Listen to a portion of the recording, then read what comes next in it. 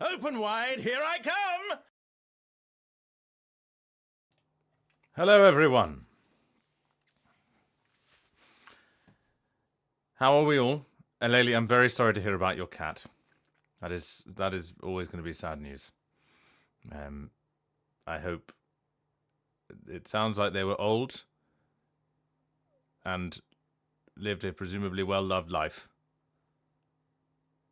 But it is sad nonetheless. Hello. Oh, God, it's bright. Gotta do something about that sun. No, now it's too dark. Now I need to adjust my lighting. Oh, good. Yeah, meds. Hang on. One moment. One thing at a time. One thing at a time.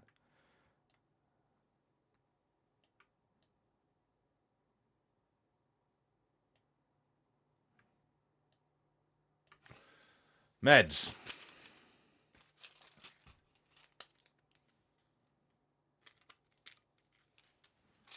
Take your prescribed medications. They're good for your health. So say the government. Actually, no, ours doesn't. Anyway. Slow down or you'll lose me. Junie's here, the stream can start. Excellent news. This is a professional... I'm a professional. Thank you, Mist Hart, for reminding me to hydrate as we begin.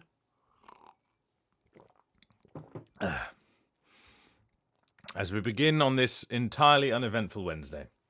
I say that... If I say that, you're going to assume that this is going to be an eventful Wednesday. Oh, God, I've forgotten the one thing I was going to do today. We've started well. Oh, for goodness sake. You get one verse. You get one verse, Yosh, and you get no backing. You understand that's what's happening. Otherwise, I'll refund it.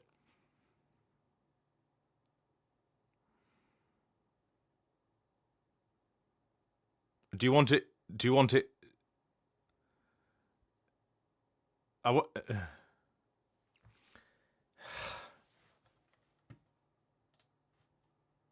If this gets me demonetized, who do you want it as, Yoshk?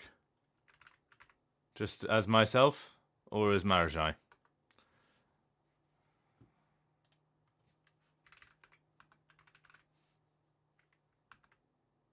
Yes. Yes, Yoshka's made a song request. For goodness. How long is it? I'm not going to do an hour-long version. That was good. You're getting one verse, okay? Oh, Nuralaruru has reached a 20 stream streak. Oh Lord. You woke up 5 hours early for this. Thank you for being here. Thank you for being here, Big Ball.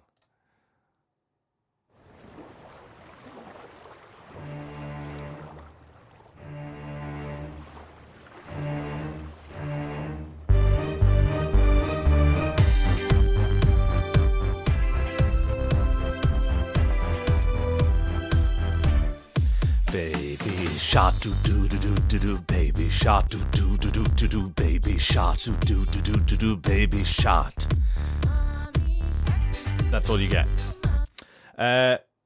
Because the rest of it's all mummy, granddaddy, something else. Enough! Thank you. That's all we needed. Okay, now I can go get the thing that I needed. It was the one thing I actually do want to do today, other than play the game. Well, I have it. Yep.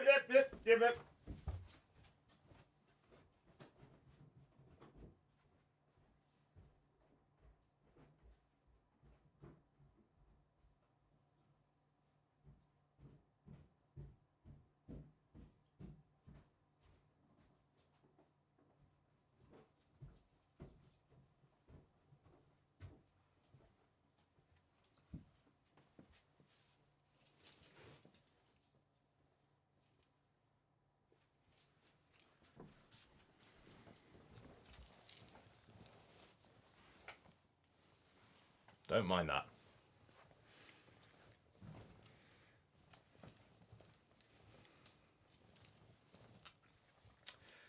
Okay. Hello, everyone. Thank you, Thitherbird. Scythebird, or Scytherbird. Let's go for that. That makes better. I like Thitherbird, though. So, before I say anything else, I have a small announcement to make. The announcement comes with a small story. So, yesterday I was walking down the street in London. Oh my God, Scytherbird, you've turned up 5 minutes and you've already gifted. Thank you very much. That's very unnecessary of you, but very much appreciated. And you've started a hype train.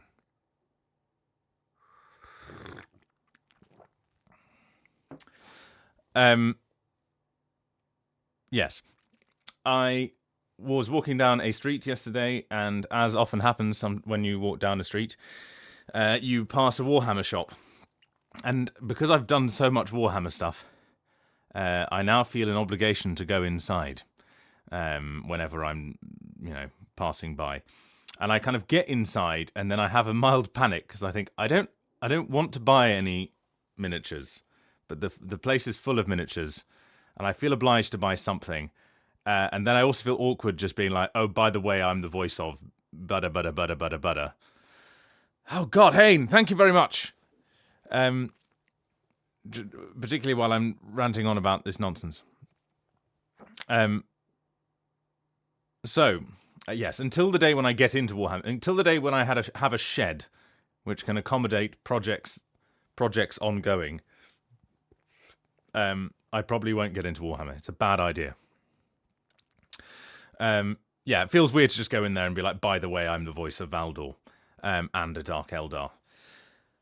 And also, Stormcast Eternal, and a Chaos Space Marine, and whoever that guy is in the Iron Will trailer. Anyway, as I was wandering around, I saw that there were... oh my God, Yoshk! You've outdone yourself. Stop interrupting me while I'm telling a story. But thank you. Very, very kind. A level 3 hype train. Yes, we must celebrate Yoshk's soon-to-be unemployment in a minute. Well, actually, let's call it this. This celebration is in honor of Yoshk's soon-to-be unemployment. Let's say. I saw they had a book, and obviously I don't read books, but I bought a book. The Drukhari Codex. Now, I had a thought. The reason I bought the book is because I had a thought. Oh, I'm not going to read. No, that would be absurd. And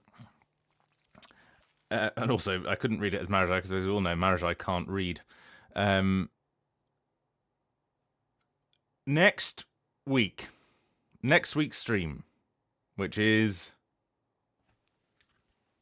What is the day? The 18th? Next week will be the 25th. I'm going to be doing a silly thing that I haven't thought through, which is I'm going to be giving away this. Live on stream. I don't think I have any right to sign this, but I will sign it because it feels like something that Marajai would do. I will sign it and figure out how to get it to one person who is watching the stream on the 25th next week.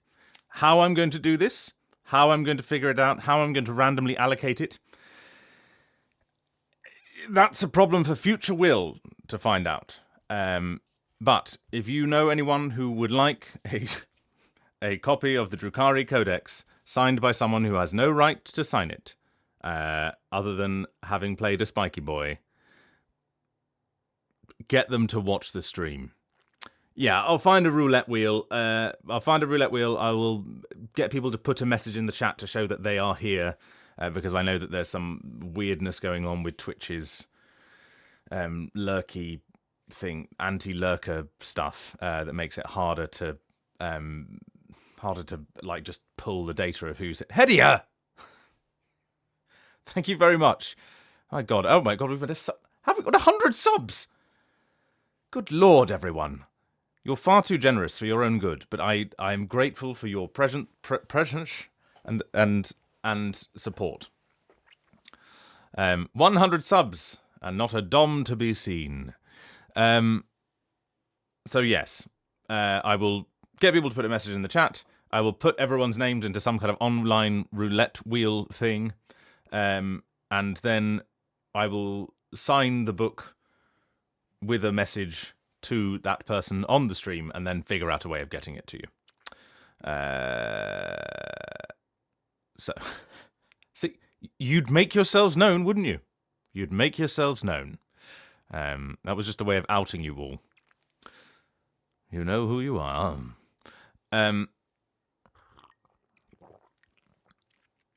Yes, if the maids... this will be made even more ridiculous by the fact that the maid outfit might have arrived by next week. So that'll be a real piece of memorabilia for everyone. A maid costume stream giveaway. Yes, so tell your friends, tell your enemies, tell anyone who might be interested. Get them along. There is also as some of you in the Discord will know, if you're not in the Discord, you can join the Discord.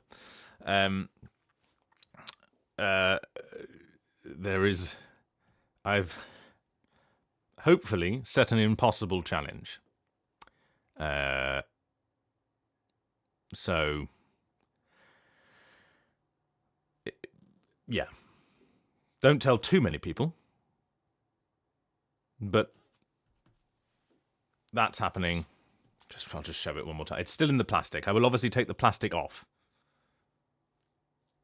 I'll remove the prophylactic. How the hell am I going to ship it to someone? Oh, I don't know. Okay, future me problems. You can ship things places. I have the ability. I have money and the internet. And with that, anything is possible. Oh, hello. That was my stomach. You heard what I said. What's going on? What are we? Who am I? Where am I? It's been a busy week so far, other than today, because obviously today is my day off. But I bought myself some new underpants. That's something nobody needed to know, but it was something I did today.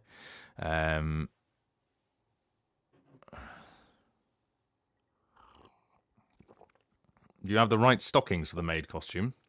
I don't know. It might come with them. I wouldn't want to be over-prepared. I have been recording on some new projects, some old projects, some projects yet to come. I've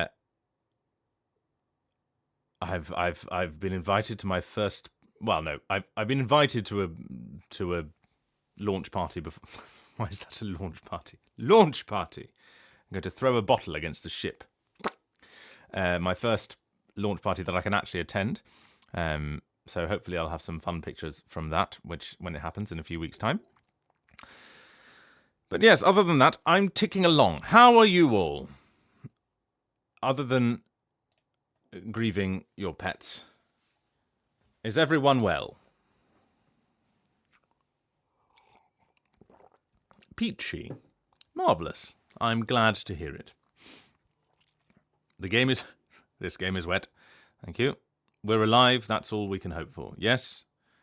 Alive and employed. Yes. And Haynes showing their bits once again. So that can't be all bad. You finished your degree, Sorbet. What was your degree in, Sorbet? If I may ask. If I may be so rude. You pulled a patient's tooth out yesterday. Ah, you've come to the right place. Game art and design. How lovely. Well, your wallet may hate you, but we all love you. So, hello, Mila Minoki. Welcome to your first Father Leon stream. If you're expecting me to do the French voice, You might get lucky later, but it's not a given. I just warn you now. There is a whole 6-hour stream of me doing. Was it before or after the launch of Old Peace? I can't remember. And where I put up a curtain rail in a French accent. It was nothing to do with Father Leon. It was just coincidental. Yeah, I think it was after, but I don't think we didn't do it in a French accent because of Father Leon. The French accent was just yes. I was planning on singing as Father Leon at some point, but it requires more. I did have a little practice, and it requires a bit more practice than I was expecting. Yes, I can do Patricia the Stripper. That might do that today. We'll see. Thank you, kiddo. Oh dear, we've got a lot of grief in the chat today, but I'm glad you're here and feeling okay. Cinder44, thank you for dropping in, even though it's a difficult time. I hope we can provide some comic relief. Oh, you found me through the Leon Eeyore. the Father Eeyore. The Father Leo, that was it. Oh, bother. Well, don't envision it too hard, or you won't pay attention.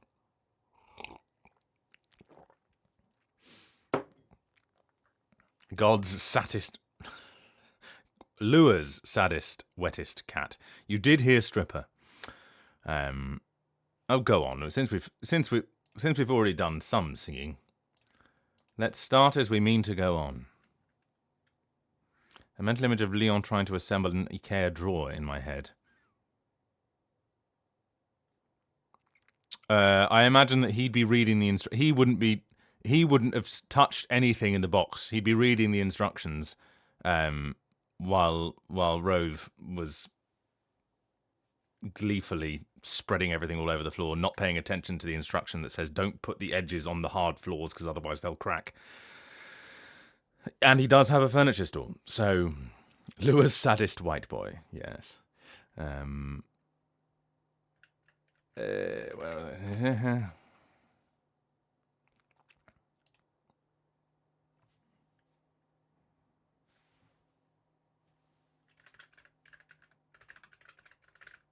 Patricia the Stripper.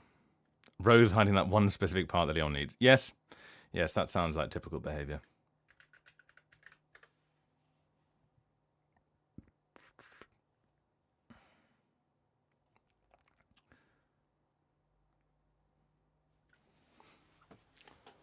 Right. We're going to hydrate. And then we're going to do this thing.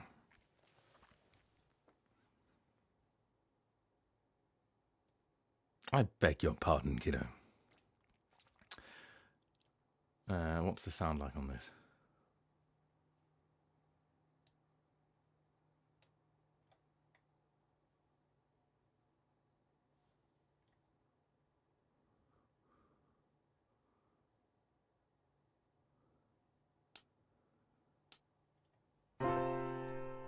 Okay. Good. Dennis is a menace with his anyone for tennis and beseeching me to come keep the score. And Maud says, oh Lord, I'm so terribly bored.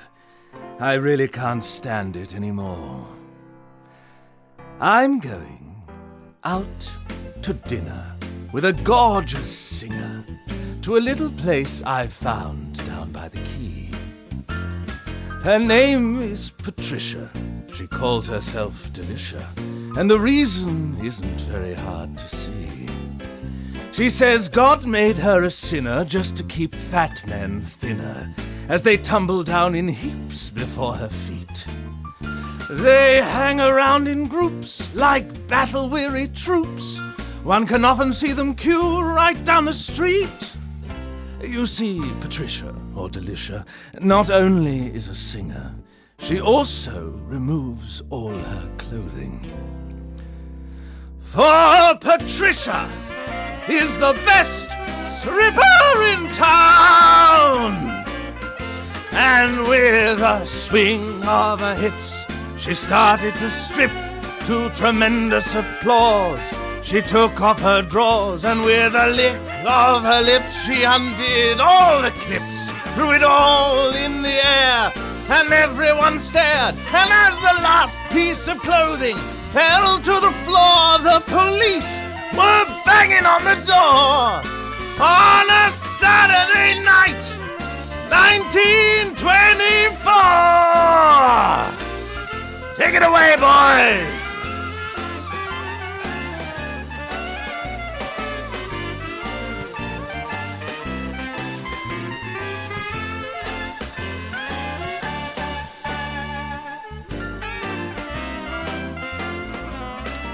But poor Patricia was arrested, and everyone detested the manner in which she was exposed. Later on in court, well, everybody thought a summer run in jail would be proposed. But the judge said, Patricia, or may I say, Delicia, the facts of this case lie before me. Case dismissed! This girl was in her working clothes, and with a swing of her hips, she started to strip to tremendous applause. She took off her drawers, and with a lick of her lips, she undid all the clips, threw it all in the air, and everyone stared. And as the last piece of clothing fell to the floor, the police were yelling out for more. On a Saturday night, 1924! On a Saturday night, 1924! Oh, yeah. That's higher than I remember it being. Oh, I'm so glad your husband was there to hear that.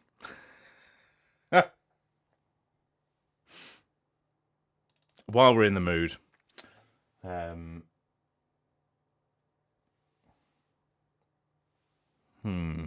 I do this one? We have over 50 people watch. Why stop now? Clearly we're doing what the algorithm likes.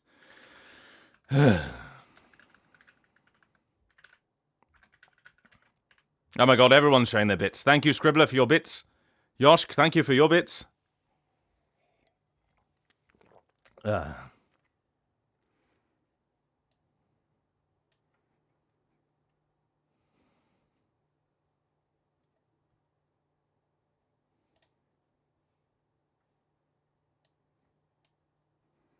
Does this have the lyrics?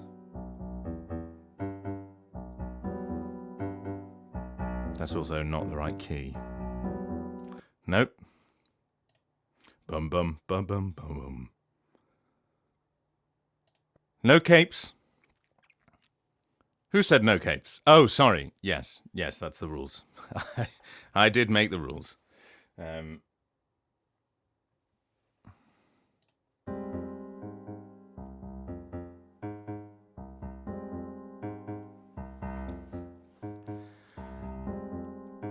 For God's sake. Sorry, it said 3, 2, 1, go, and then covered half the lyrics. 1 second. I know what the first lyric is. I should be able to do this. We're going to get a clean take, everyone. We're going to get a clean take.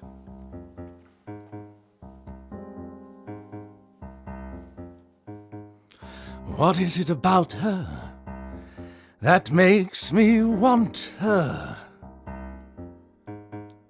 What is it about her that turns me pale?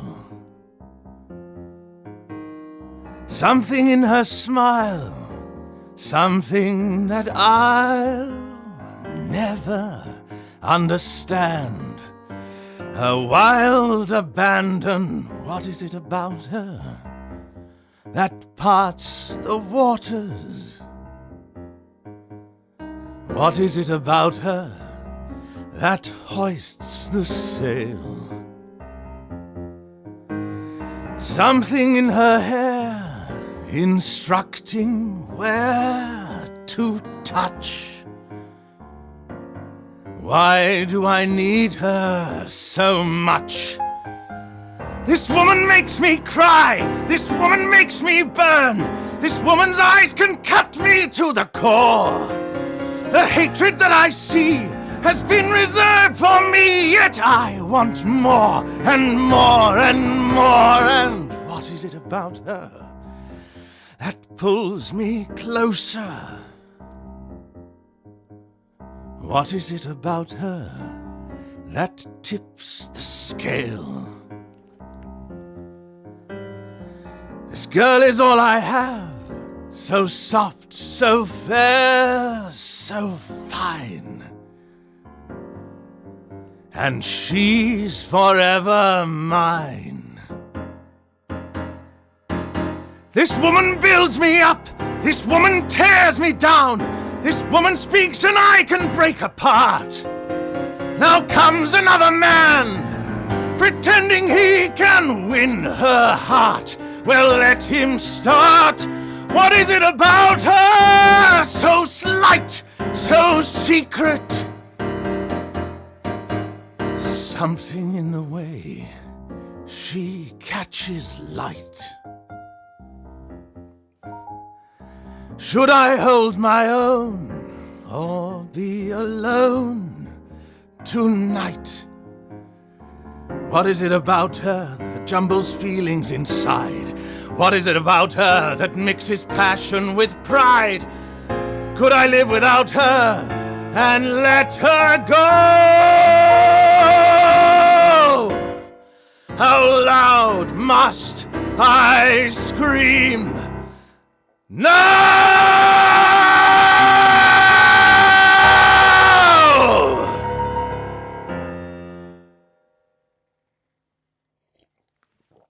Ah, marvellous. See, it's particularly apt, I thought. There's, turning him pale, like Corocious.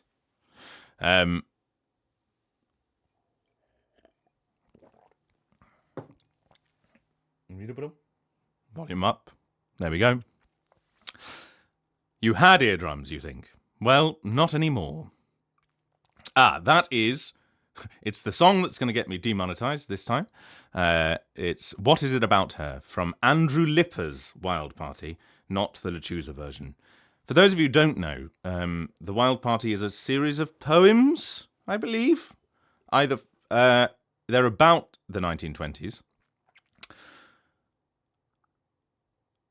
The British superpower. Unemotivity. Oh, that reminds me. I need to tell you about something yesterday that I think somebody might be able to tell me more about.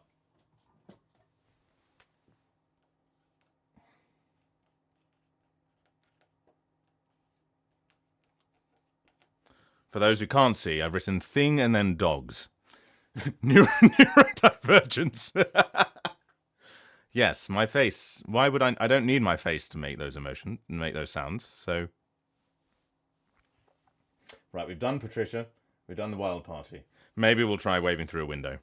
It might go horribly wrong, but not. We'll take a small break. Being British makes you neurodivergent. Sometimes. Yes, Andrew Lipper. So the Wild Party is a series of poems, I believe. I could look this up. I have the internet. Wild Party. I without looking it up, I think it's a series of poems that were written in the 1920s about basically swingers in the 1920s. Sort of Great Gatsby sort of stuff.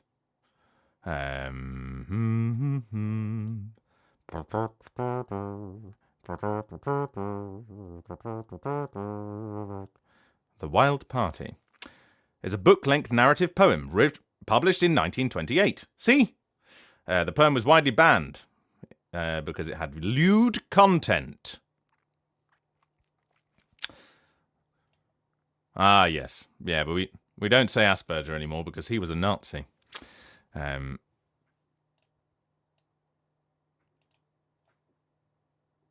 Who did I say it was written by? Pascal Covici. There we go. Yes, it's about the story of two show people, Queenie and her lover Burrs, who is a what's the word? A minstrel. Yes, the blacking up kind. Pascal mentioned. Written by Toaster Covici. He's lived that long. Yes, and the weird thing about it is there are two musicals that I think came out in the same year that were produced independently. It's that thing of two pieces of art about the same subject matter being made in exactly the same time independently. Toaster Ceviche. It wouldn't really be Ceviche then, would it?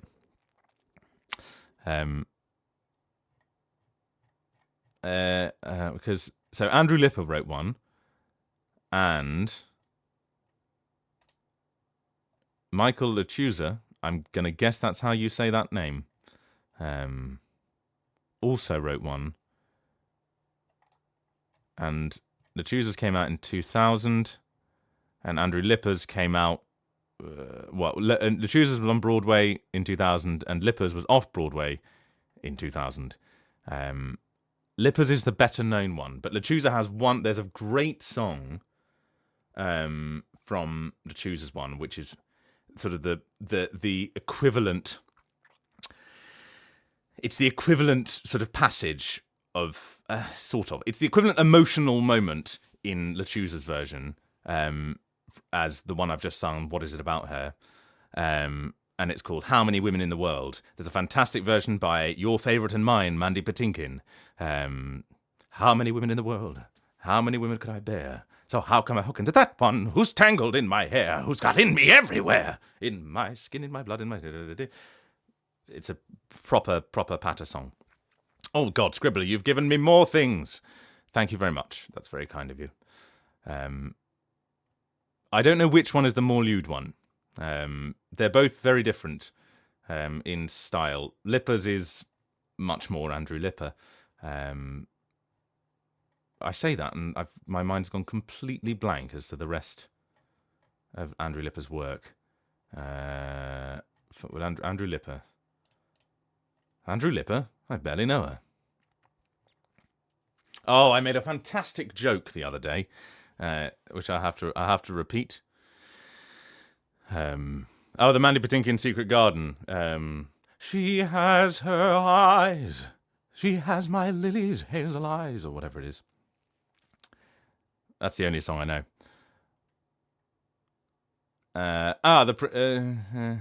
He did some vocal arrangements for Prince of Egypt. Oh, come on, give me a list. I've got a little list. I've got a little list, and there's none of them been missed. Can you show me his works? Surely that is a relevant thing to put in a Wikipedia article. Yeah, we've got the Wild Party. You're a Good Man, Charlie Brown. He contributed 3 things. He's done a lot of adding to stuff. And contribution. He wrote Big Fish. Yes. That's another one that I know vaguely well. I've seen the musical a couple of times. Mandy Patinkin also sings. I didn't realise that yeah. My journey with Mandy Patinkin. Let's now we're talking. My journey with Mandy Patinkin. I saw The Princess Bride when I was 16 or so, and obviously, you know, absolutely loved it. I think he's always been an actor-singer.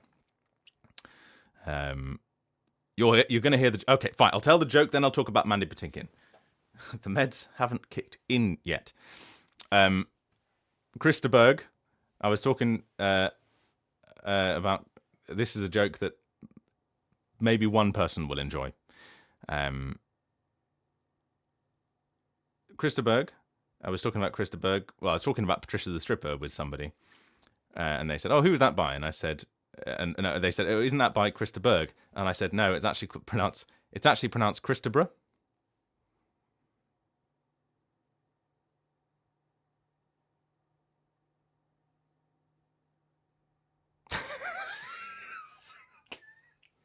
Single clap. That's all it deserves. That's all it deserves.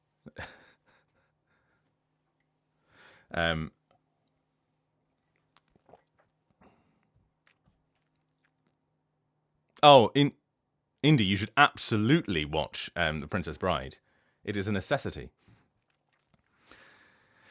So yes, obviously saw The Princess Bride when I was about 16, and then I think I saw the next I knew of Mandy Patinkin was without realizing they were the same person, was watching him in Homeland and being like, oh, I like this old man with his old man grumpy acting. I like him a lot. Then, at some stage, I stumbled upon Mandy Patinkin's eponymous album from I want to say it's either 81 or 73. That's giving myself a good range.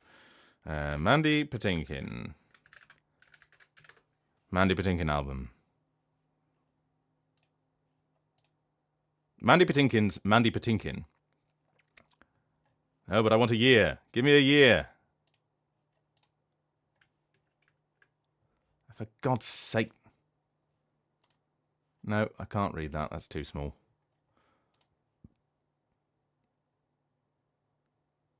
Okay, 1989. I was way off with both of those. If you haven't listened to Mandy Patinkin's 1989 album, Mandy Patinkin, I thoroughly recommend it. I think I would credit that album with as an inspiration for just anything you want to do. Go listen to that album, because Mandy Patinkin does whatever the fuck he wants.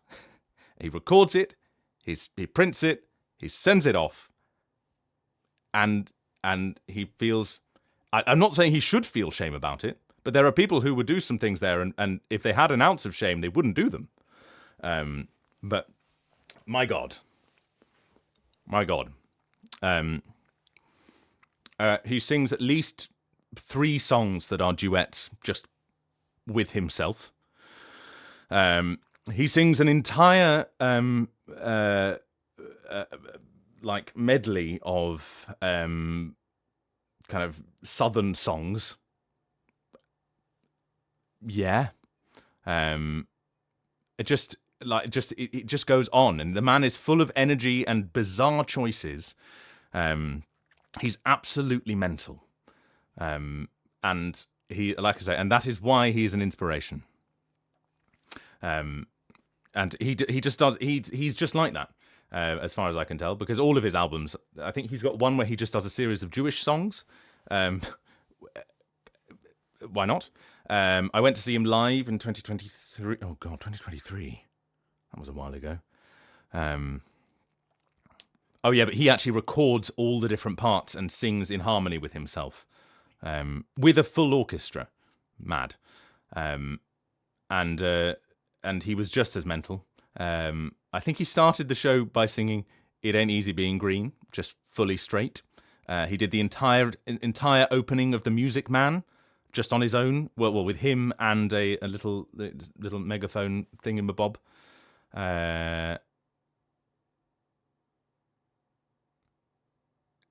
It's not easy being green. It just, like I say, inspirational quantities of chutzpah, I would say.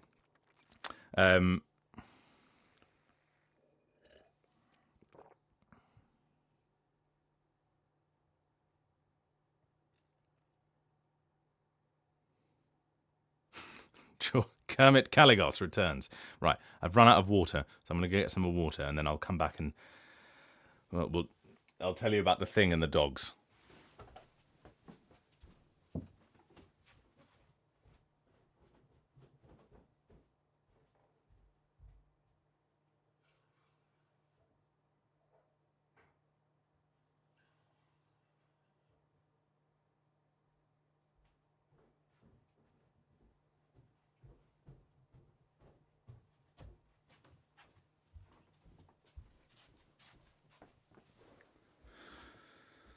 Right.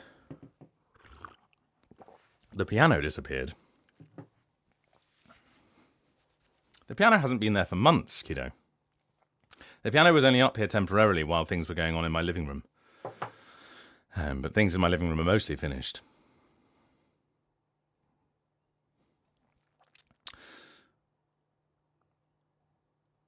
Wash your balls and clean your mother. Probably good advice. Ah, yes, the thing. So I was in a session yesterday afternoon. I won't tell you what it was for. I won't tell you who was directing me. But the person directing me is a voice actor themselves, and has been in some of the projects that I've been in. We've worked together. And we had a client on the end of the line, a script writer. Anyway, I did a couple of takes of a particular line where I had to shout.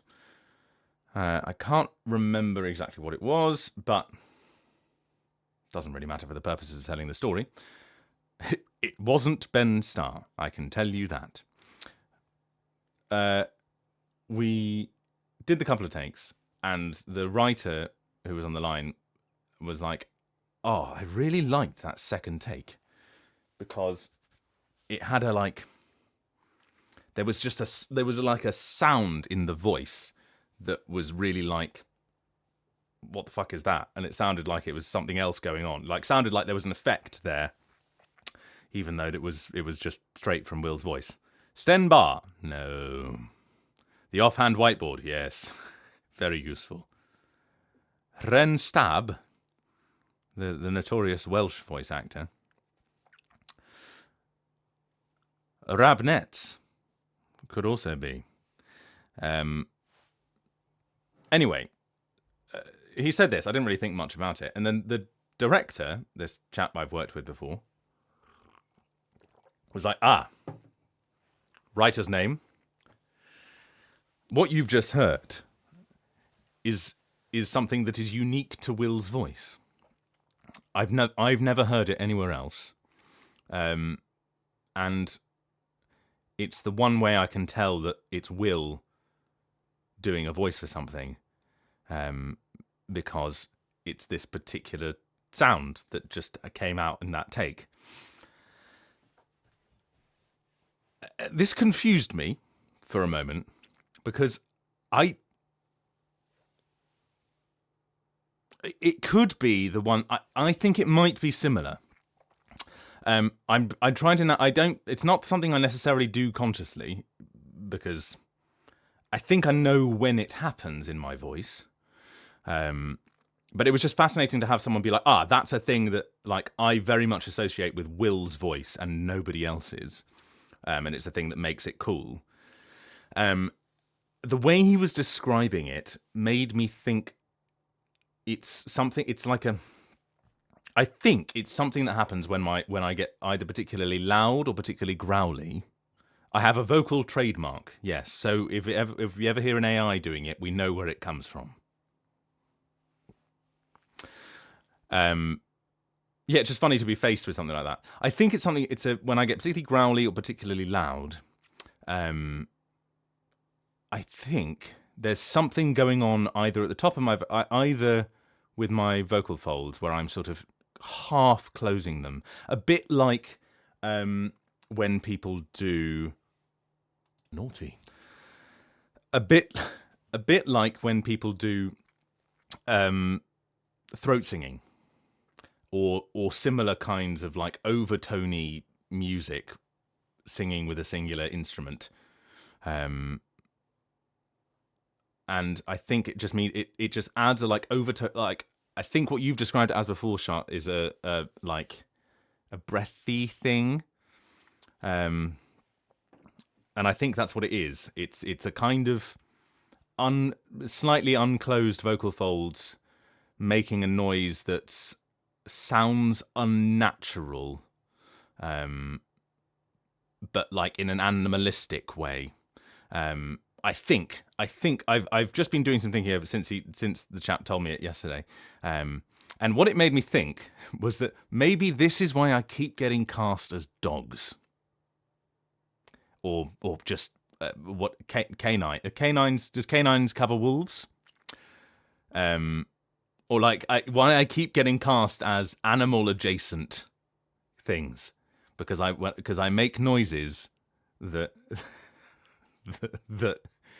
that like are a bit like because the reason we as humans find roars and animal noises sometimes, like the reason that they sound like they, not the reason they sound like they sound, but they sound a particular way that is quite dissonant and overtony, because again their mechanisms back there are creating all kinds of vibrations. Genetically predestined to become a furry. Yes, that's where this is going. It's coming out as a Fursona reveal. Hello, Toxic Blue Algae. Thanks for popping in. The vibrations in the folds again. Naughty. So I genuinely, and I think it might be something to do with that. I think I might have put my finger on something there. That's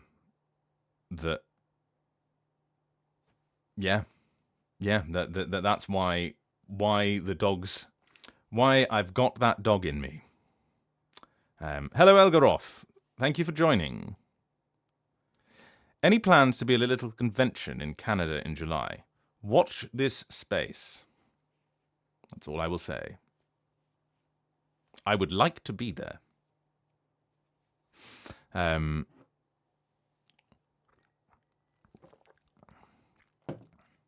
want to hear examples now?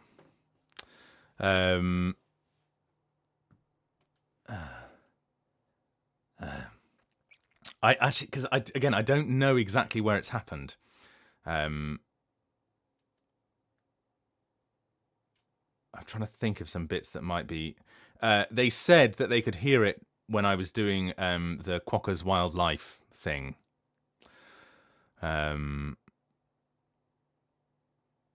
Yes, if you want to see me at a convention, call your representatives / pester anyone.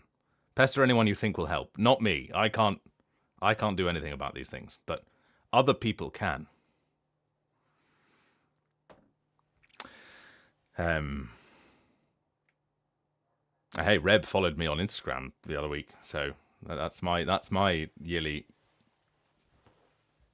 crimes committed. I know, big guy over here. I hope to go to Gamescom again this year. It was really fun last year. We'll have to see. I'm not going in any at the moment. I'm not going in any official capacity. That might change as the things may or may not get announced. That's not me making Rebs all the kind of things I reskeet. Yeah.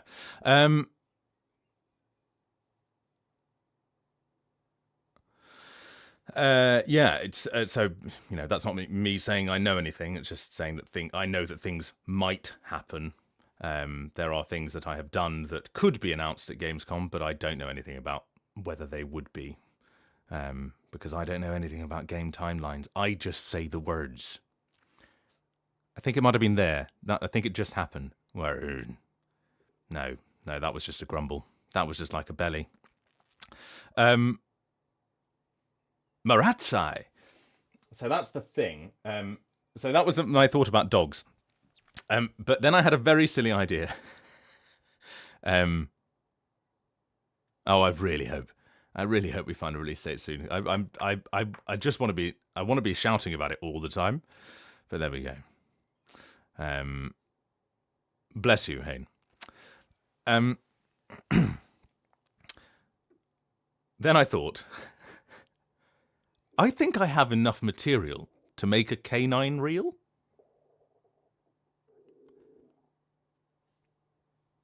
Which is a ridiculous thing.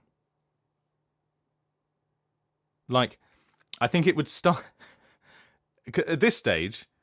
I mean, it would be purely for my own amusement. But at this stage, Woof Woof the dog boy, naughty.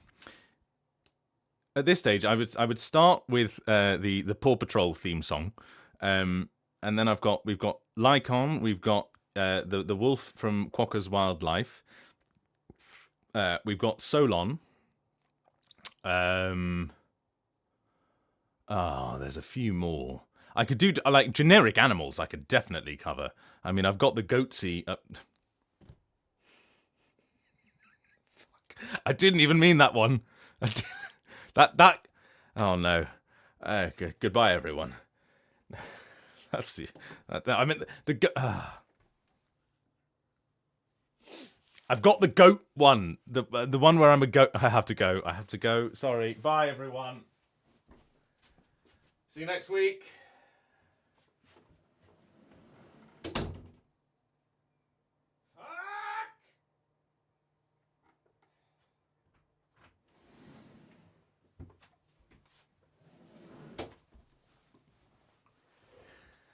Right.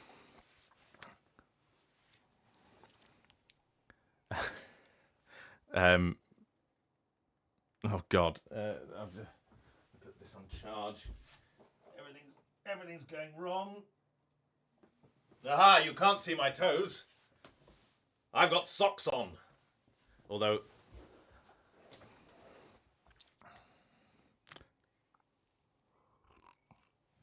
Oh, there are holes in all of my clothes. Where? Oh yeah, there is a hole. And they are see-through. So that was very much my own fault. I walked into that one for free. Yeah, I know. I gotta start that OnlyFans. I did see a funny thing on Instagram of a guy being like, I dismissed OnlyFans. He was a larger gentleman. So I dismissed OnlyFans before, but I was getting a lot of body positive content on there. Literally walked into it, yes. There are definitely some other dogs that I'm forgetting. Oh, again, dog adjacent. Are they canids? Is that the dogs and wolves? Somebody will know. Shart, you'll know, surely. I feel like. Well, are they all canines? Is that, but as in like the Major Moolah 1983? Yeah, can it? That's what I mean. Like, is it the clave or the whatever it is? Canidae. All canis. Naughty. Yeah, it sounds right, doesn't it? If I say it, people will believe it because I sound like I know what I'm talking about. Canis, yeah, we got there eventually. Major Moolah 1983. No, still no. I think you've asked that before. Kennedy. Canis lupus. Canis lupus familiaris. Obviously, they are the wolves they are friendly wolves or familiar wolves.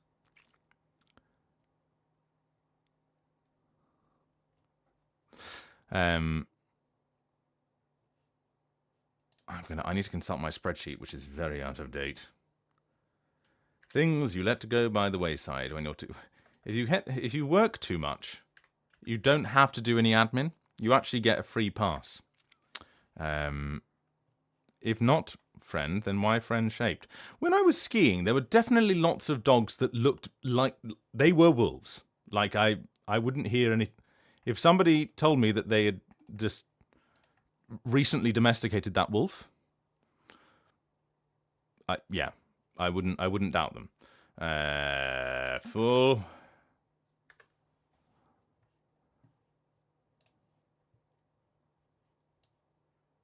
They could have been. They looked like they were capable of drawing a sled, but they definitely looked more wolf-like than huskies. Okay, no, that's a pig. That's a normal human being. That's also a normal, mostly a normal human being. I'm not doing that project anymore. No. Oh God, I've forgotten I'd done that. And that'll be coming out soon. Interesting. I'll just check I'm not sharing my screen. Good. That would have been bad. Takeda Shingen's familiar, whatever they are, spirit animal is a lion-y thing. No, No, neither of my Final Fantasy XIV characters is a... No, they're not. No. I was combining other things in my head. No, that's not a dog. That's not a dog. That's cancelled. Sir Lionstone. Is Sir Lionstone? Does Sir Lionstone make it on that reel? See, I told you we'd be dropping bombs on my career. Yes, they're elves. They are elves. No, I was confusing this one. That's an orc. From the orc boys. Obviously, Von Lycon. None of those. That's a human being. That's a human being. That's a human being. That game's been cancelled. That game's been cancelled. Oh God, I'm so sad that game got cancelled. That would have been. Actually, to be honest, if I'm honest about that game, I know why it was cancelled. It's because I would have been very excited about it releasing, and I would have wanted to play it a lot. Like I say, Lionstone's got that dog in him. I would have been excited to play this particular game, and I was playing the main character in this particular game. Whether I can't say. I'm really playing dangerous games here.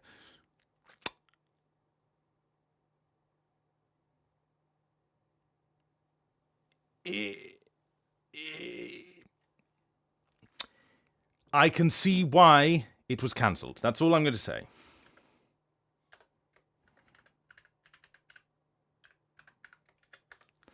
That game's not out yet. Cohen's inspired by a werewolf, but he's not a werewolf. One of those is a pig. Oh, that's in Dragon Quest VII Remake. I play a pig in Dragon Quest VII Remake. I'd forgotten about that. That game, who knows what's going on with that game? The Thousand-Eyed Taoist Master is a centipede. So that's in the animal one. Lynx is called Lynx, but is a human being from 63 Days. Ooh, no. None of my characters in Black Desert Online are dogs. One of them is a strange gnome thing. No. None of those are a dog. He's not a dog. Oh, God, I really hope that game releases. That's not a dog. That's not a dog. No. No. No. Oh. I'm sad about that one.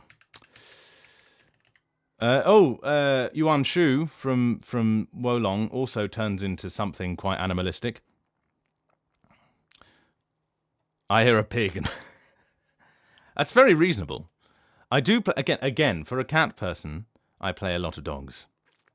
Again, I think it's whatever this vocal thing is. I'll have to find somebody. If somebody wants to go and dig into some reels and find stuff. Oh, I played the rabbit that one time.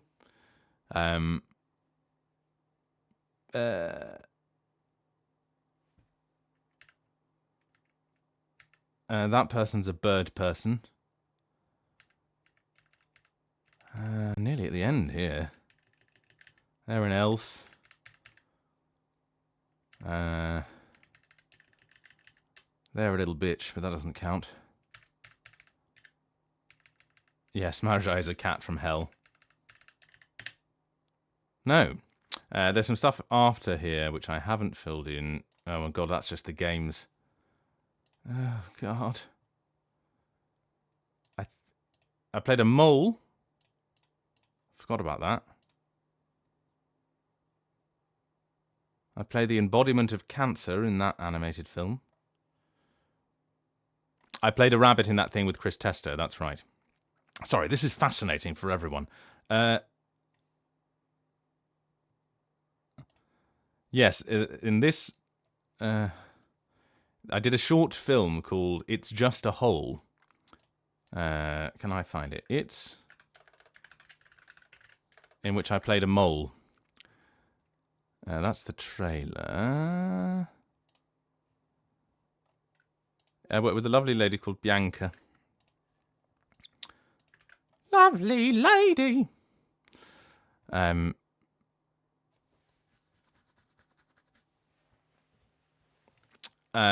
think there's the trailer there. I don't know where you can. I don't know where the actual full film is.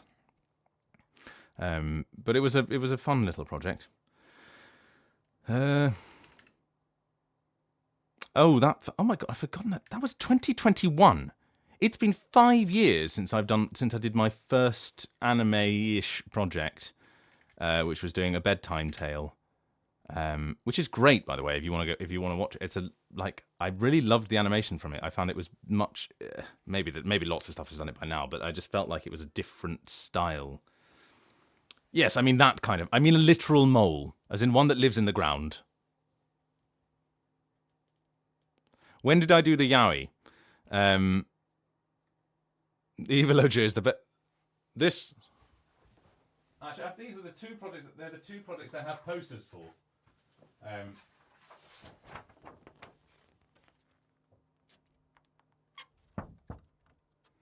This was in, I'm just looking now, 2022. Oh, God. I'd forgotten that they'd cast this. They've recently, I think they got cancelled last year.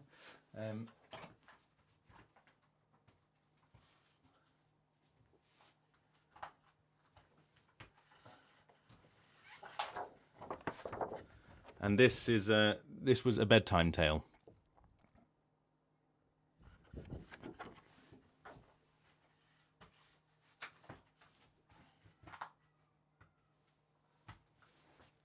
The connection to Evilogia that is fun is that in Dark Moon, well, also I think Elsie's in Evilogia.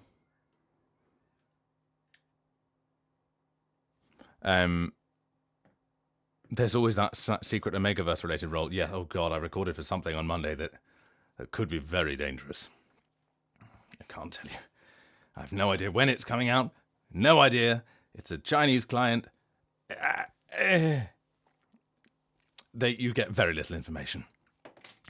Have you played ZZZ?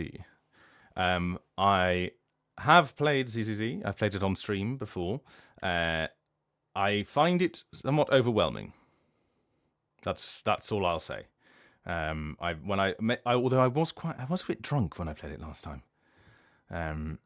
But yes, I was somewhat overwhelmed by the visual stuff of it all, and I found it hard to stay concentrated. But and also when it's my day off, I don't like to read things, and I know that it's all voice acted, but in order to not read things, I tend to read things quickly. Do you know what I mean? Do you get where I'm coming from? That would be a dream. Oh dear. If I'm in Love and D Space, then it's over for me.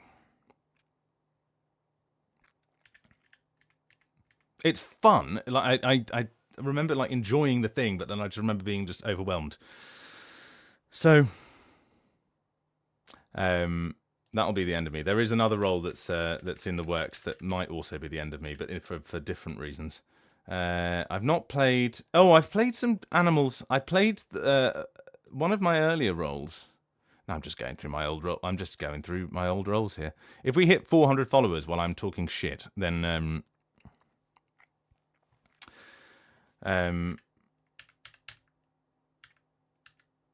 I don't think it is, lads.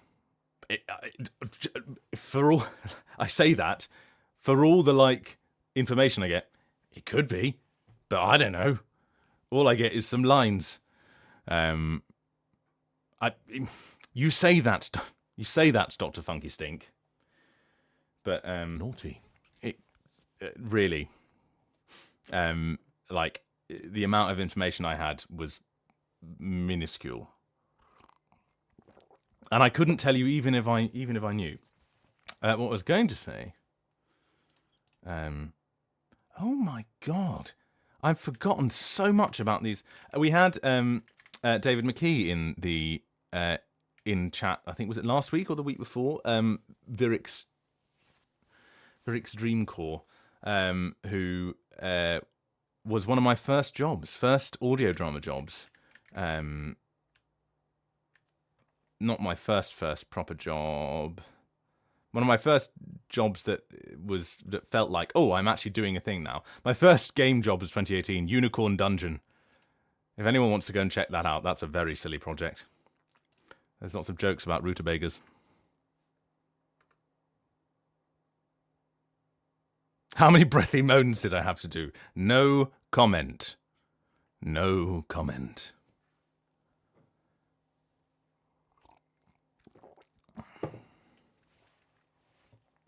Again, if I were the voice, a new voice in thingy, you'd hear whatever the noise is. Sharp would tell within 5 seconds by me breathing in, and then, or whatever it is, and then, yeah.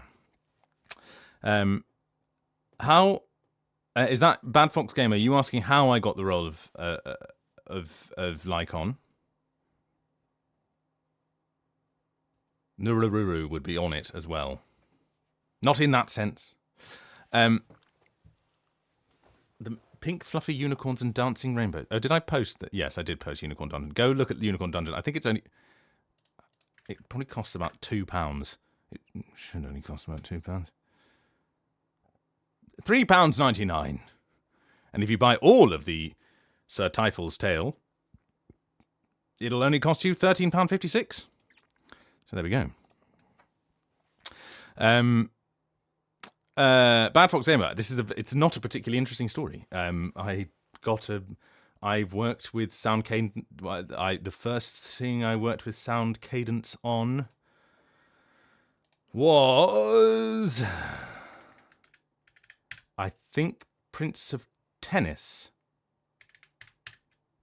in 2022, and I'd had some interactions just on social media, I think, just following and that kind of stuff with some of the people who work there. So yes, I did Prince of Tennis Under-17 World Cup, playing a grumpy Australian man in 2022, and I've been auditioning for things with them ever since. And I knew nothing of Zenless. I got an audition for a project that I auditioned for. I took a look at the character and I was like, he looks cool. I gave a couple of takes. Keep hearing Lycon, so I have to get out of the lurk. You're welcome, Kina. You're welcome. We'll pull you out of the lurk. Yeah, so I saw the character, thought they looked kind of cool. I did 2 takes.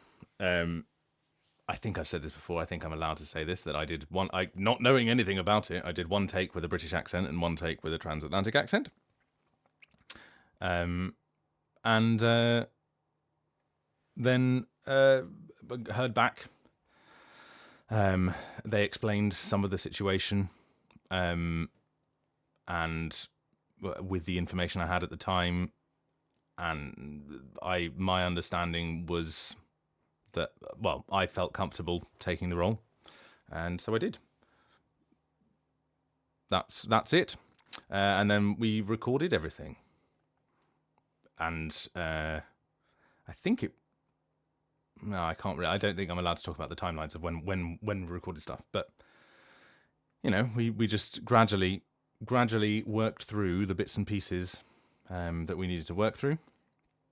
Found a groove. In the first session, I did offer my British Lycon, and it was refused. I think not because they didn't like it, but because they didn't want it to be too jarring. Although in some ways, I think it could have been an interesting choice. It could have been a clean break, let's say. Oh, thank you, Diana Smythe. And now I have a BDSM wolf butler on my resume. Exactly. That's what it's all about. Again, we need to draw we need to draw this Venn diagram because it's. I do remember when you were announced as Leon's voice actor, and my friends who I was with in voice chat heard me go, "What do you mean he shares his voice actor with my sitcom nemesis in Zenless?" Yes. Yeah, and they did want something that was similar to what the previous actor was doing, and I was again fortunate that my voice was sat in a range naturally that was close to that.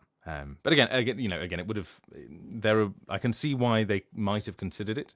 For again being like, actually, we've had a change of heart of where this character is going, and because also at the time I didn't really know what was going on, and so part of my understanding was that it might have been a change of direction in the character, and it's in some ways it was. In some ways, the story after 1.6, the story after 1.6 was like showing a side of Lycon that we really hadn't seen before. So yeah, I think, and I've had some people play like. I've had some people be like, "Oh, but before it was an American person doing an English accent, and now it's an English person doing an American accent." Maybe dated memes. Those are I've just said the same sentence, so I won't say who's the wolfy gentleman, and who's the gentlemanly wolf. Oh, thank you, that Worgen, for subscribing with your Prime. Oh, I'd forgotten about that. That's I missed one where I played a rat, a skull, a fat rat, a spider, another rat, a donkey, a leprechaun, another rat, and another rat.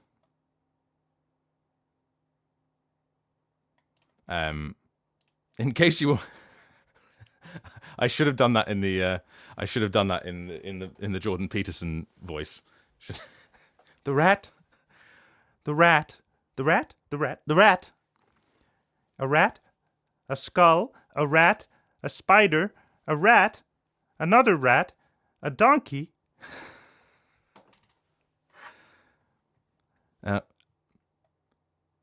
Sorry, is that the Agadoo I'm thinking of?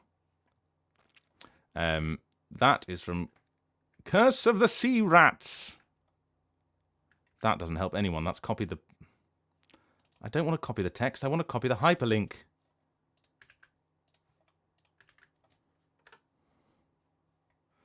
Curse of the Sea Rats, which is a Metroidvania. I really am just going through. This is my Ian McKellen moment. This is my Ian. No, what's my Ian McKellen voice?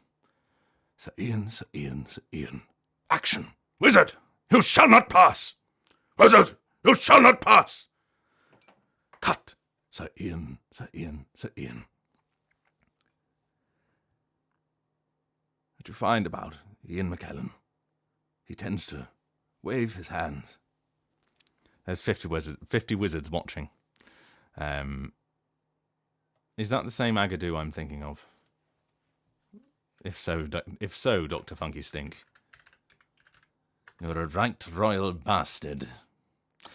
If you've not seen the clip of Matt Berry doing the stupid voices at the Oscars, I recommend it. I mean, maybe it pissed people off, but good God. That's another inspiration. Man does whatever the fuck he wants. Man entertains... Fundamentally, it's man entertains himself. Other people find him entertaining. That's right, Jojo. Thanks for dropping in. Hope you have a lovely rest of your afternoon. isn't there the? I've not watched enough of What We Do in the Shadows, but isn't there the thing that when he mispronounces Manhattan, the Manhattan is the Manhattan. That it's because that's some actual research he's done, because back when he was first a vampire in New York, the tribe were called the Mannahatta. Like that's the combination of nonsense and effort that really touches my heart.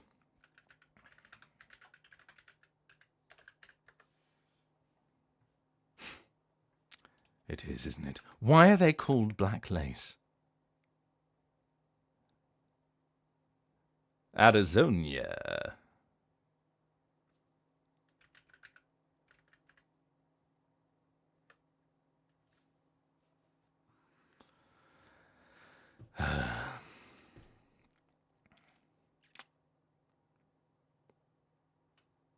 Dr. Funky Stink, this is for you.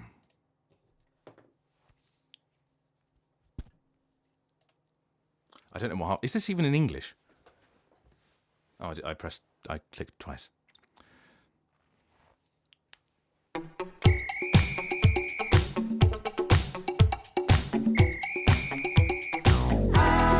Ga-do, do, push the pine up, shake the tree.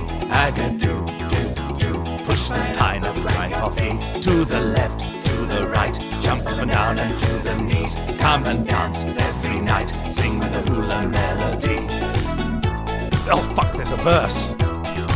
I met a hula mistress somewhere in Waikiki. Well, she was a pineapple selling, pineapple playing ukulele. And when I went to the girl, come on and teach me to sway, she laughed and whispered to me, yes, come tonight to the bay, the lovely beach. In the sky, the moon of Kauai, around Calypso so wrong, we'll all be singing this song. Aga-do, push the pine and shake the tree. Aga-do, push pineapple, grind coffee. To the left, to the right, jump up and down and to the knees. Come and dance every night, sing the hula melody. Aga-do, push pineapple, shake the tree. Aga-do, push pineapple, grind coffee. To the left, to the right, jump up and down and to the knees. Come and dance every night, sing the hula melody.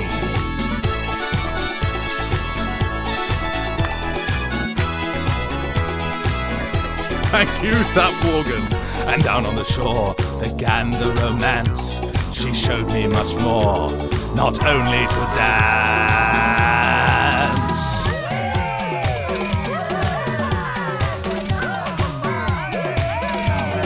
Aga-do, push pineapple, shake the tree.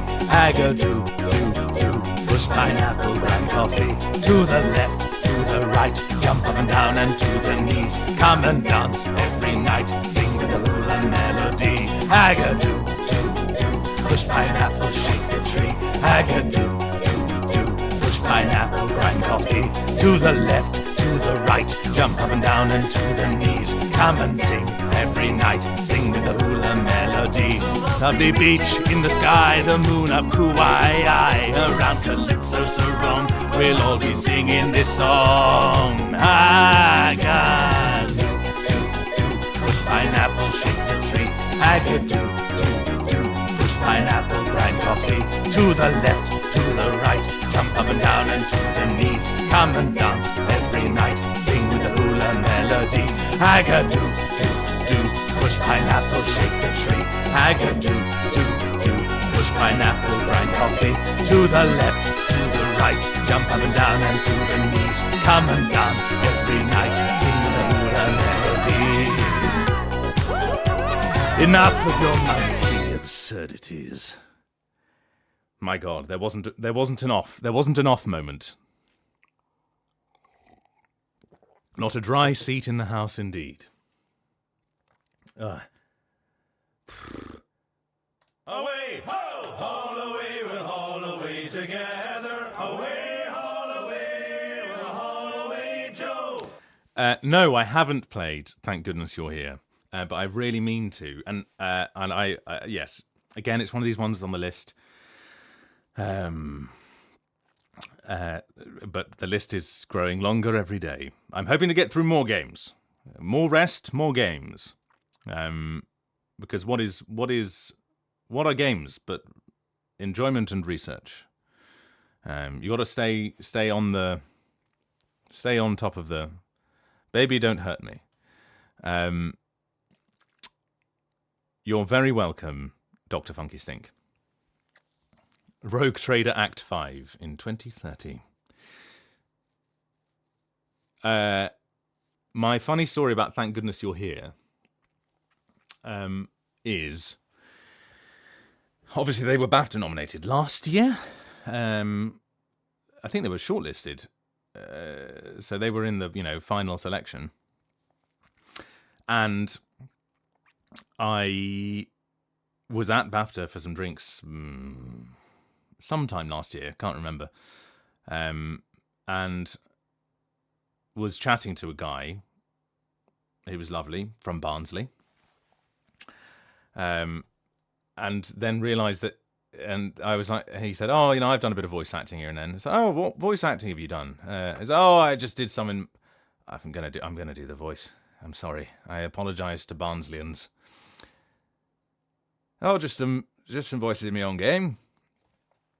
He wasn't that cheery. "Just some voices in my own game." "Oh, what game is that?" "Oh, I made a game called Thank Goodness You're Here." I was like, "Oh my God, I'm talking to game royalty at this stage." And I was like, "You've met Matt Berry. How did that happen?" And we ended up having quite a nice evening together, just chatting about shit. And, it was sort of one of these drinks things. So you go around, you talk, and then you find each other again and have a chat and be like, "Oh, so, talk about different things in different groups." Exactly, casually meeting a legend. In fact, he was at the last BAFTA drinks that I went to, and I was having a chat with him.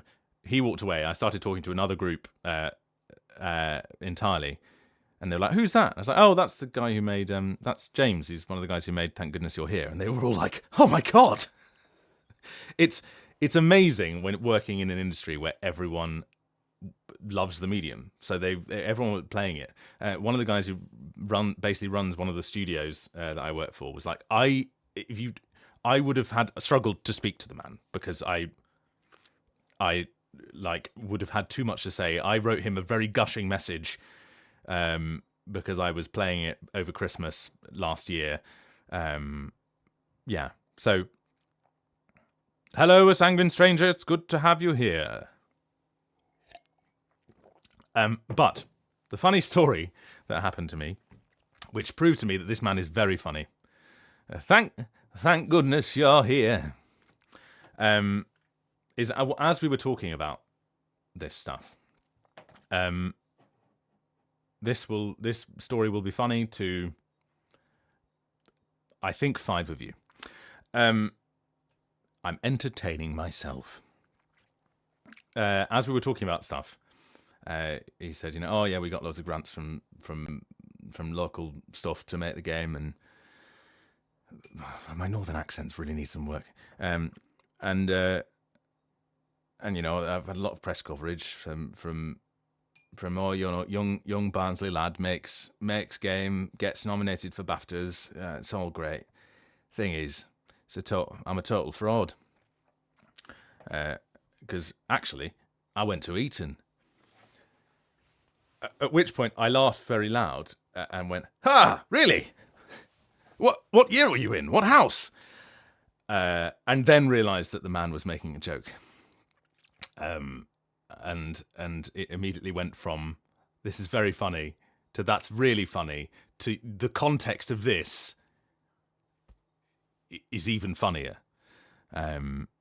So, yeah, that was it. It was an amusing moment for me that also a rare opportunity in the games industry, because nobody cares where I went to school in the games industry.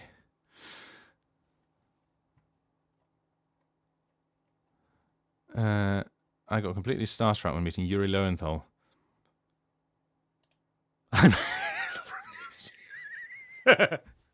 Hello. Enjoy your meal. Thanks to you. Yeah, amazing. Amazing. I was I had. I'm generally quite lucky that I'm not bad with names, but I've only recently become interested in the names of people doing particular voices. So, you know, I will remember characters and their voices, but I won't like until I was part of the industry. It wasn't a part of the industry that like the behind the scenes stuff wasn't stuff that I was familiar with. So I generally don't know the names of actors who've done certain characters, and there have been a few times when I've been like, I know it's slightly different, but like when I worked with Damon. Oh God, names. I told you I was bad with names.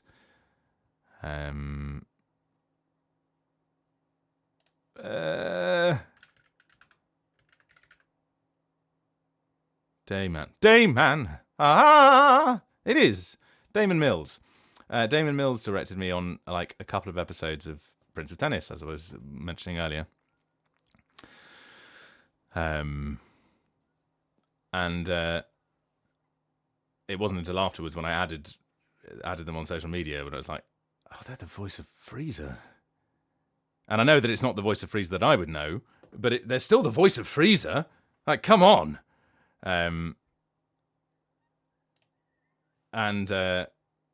side note, did anyone see the Manzi Pat did a thing the other day where it was like Frieza canonically in my mind is French. Lord Frieza, thank you.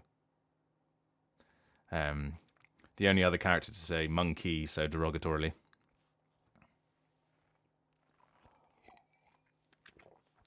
Actually, when I think about it, there's definitely some. I don't think I've ever said it before, but I think there must be some Frieza in Marajai. You know, has to be.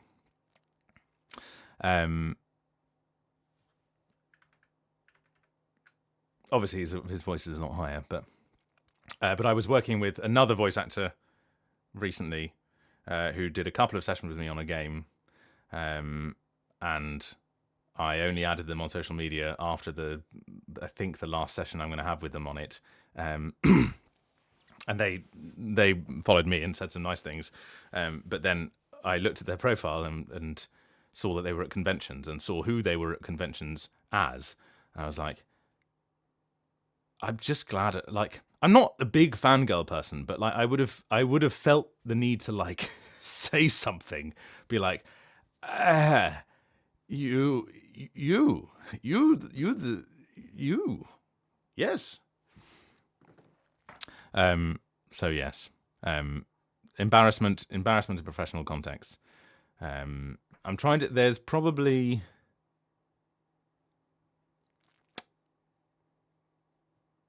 maybe like 2 people at this stage who, if I met them,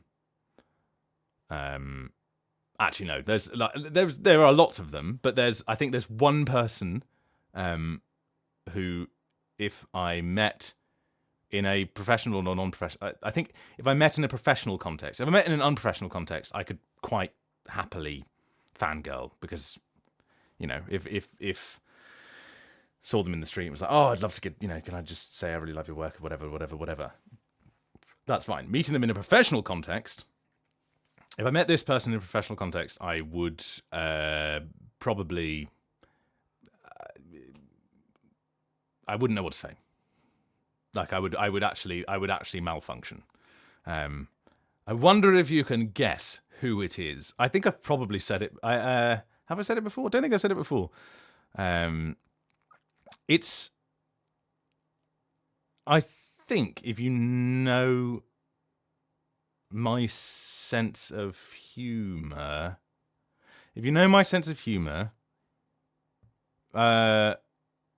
it's not Josh Strife Hayes. I'll give you that. But if you know my sense of humor and you know the kinds of things that I enjoy and you know the kinds of skills that I admire in other people, then I think you might be able to guess it. I missed a message. I'm afraid this might be a bit out of topic, but I adore your voice for Von Lachen in ZZZ, and it actually Maybe appreciate more. Oh, thank you very much, Icy Boy Wav, if you're still here. That's very kind of you to pop along and say. I mean, Josh is amazing, but my love for Josh is more recent, and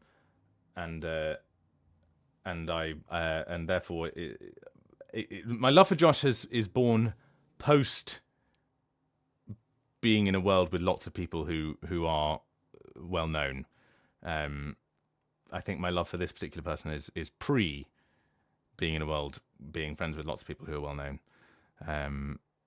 Thank you, that Vorgan. Hang on, how many? Oh God, we're 1 follower away, everyone. If one of you is watching that isn't following, you have the chance. Please don't unfollow right now.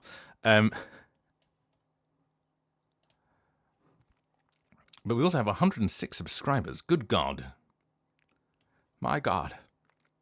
Also, if I met that guy, you know the guy on Instagram who does the... I'd make it freaking sick, yeah. That guy. I would have to shake the man's hand, because I find them incredibly funny. My God.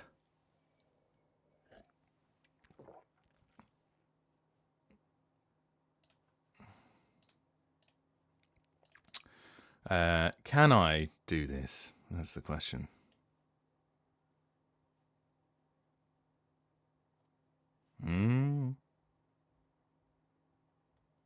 I haven't got the notification yet, Sanguine Stranger. The numbers have not ticked. Tick numbers.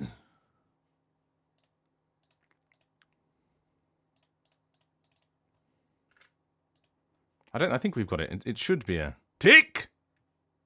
Tick. Oh God, I've got to mute the... It's still $3.99. The dent in the wall on the right. That there. That's a set of furry ears. This one. Worgen, speak to me.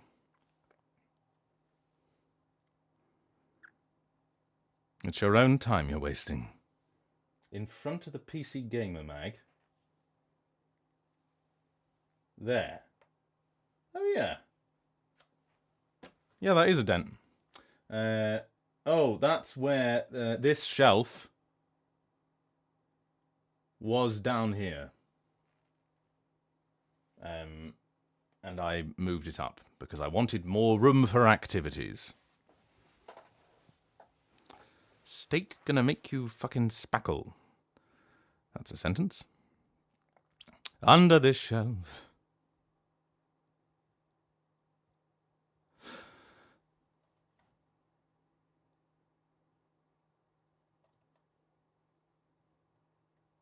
Ah, you are the steak. Got you. Now I understand. Ooh.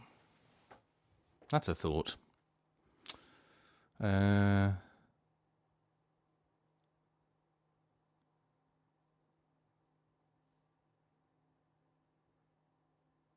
could do. That's one I could do as Leon. Oh, if we're going for the full. We're going fully demonetized today, baby.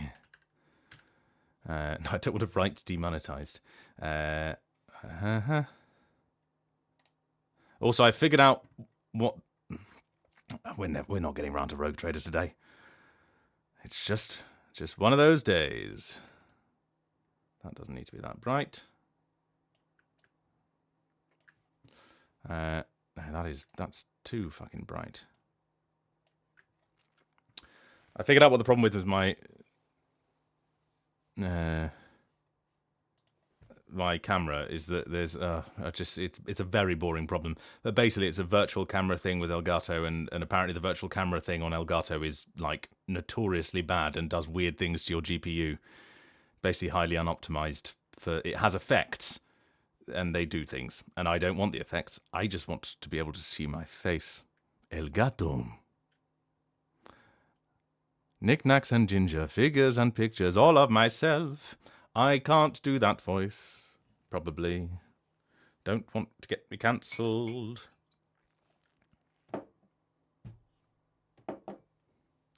All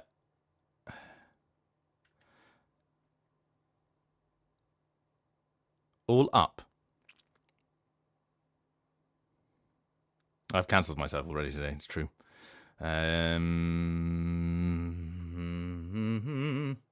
Give me some time to blow them. Does that help? Nope.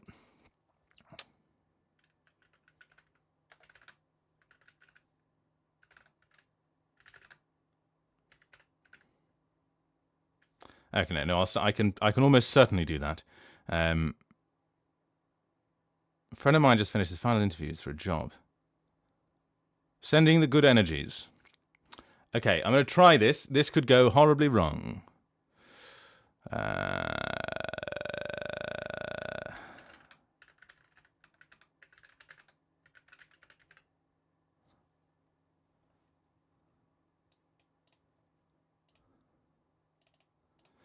Yeah, I mean, I have a digital. I have a. Is it mirrorless? No, I don't think it is. It's just the DSLR. I have a DSLR, but I found, to be honest, the thing I found worst about it was just the cable connection. It's got a dodgy cable port.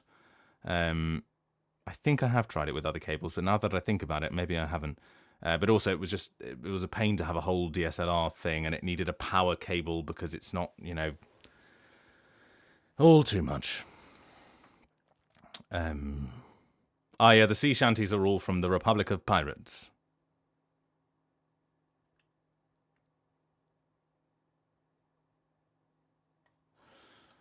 Okay, we're gonna do this.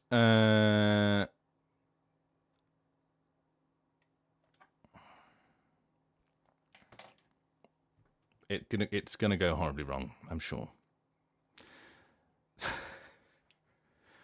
I need to hang on. I need to disrobe.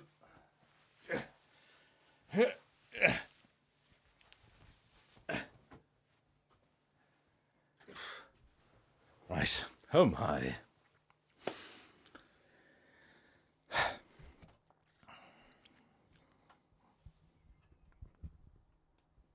Got to point it at your mouth.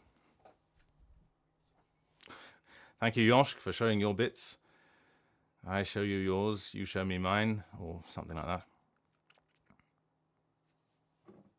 That's why I had to pull down my top. Oh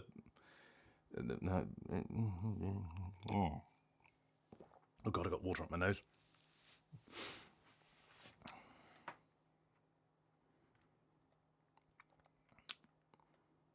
I'll just remind myself of Leon's voice, because I do marriage all the time.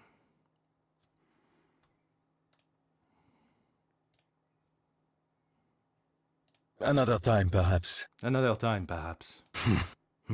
Please, be gone. Please, be gone. Why? No. Why? No. Interestingly, just to get distracted. No. Oh God, we're sidetracks on sidetracks today, I'm afraid to say. The one thing, doing what I've just done, where play and repeat. We do it quite often at the start of sessions if we're working on a long-running character, and you need to kind of play the original audition or play the reference audio that you're imitating. There are some American studios I work with who refer to that as doing a Pete repeat, or instead of play and repeat, it's Pete repeat. And I want to make it more of a thing over here. It's whimsical, it's jolly, it gets the message across, and there we go. The no. This is how I steal things from people. The no is really a stolen gag from a chap I was at drama school with called Martin Quinn, who is one of the funniest human beings I think I've met. Like, both comedically funny, but just naturally slightly absurd and very funny. Very musically talented, incredible actor. Oh, I'm not doxing him. He's Scotty in the new Star Trek thing. Like, I don't need to do any doxing here. Oh, that's because I discovered the Q, Nika. I should find Martin Quinn. But he did it. Oh, I forgot. I'm wearing the Solon dangly today. Not Quinn Martin. Martin Quinn is a Scottish actor. There's no picture of him there. There we go. Let's get his IMDb. That's incredibly... Thank you, Hazel, for giving me more of a reason to be obnoxious in sessions. I can tell them it's Latin. Petere.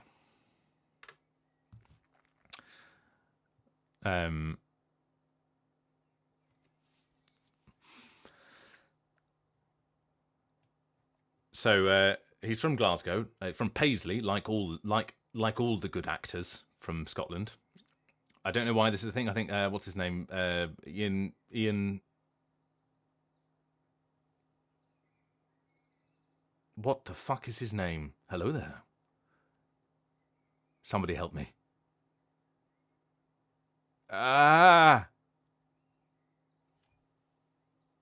Ewan McGregor. Thank you. That's why I couldn't get it, because I'd started on the wrong track. He's also from Paisley.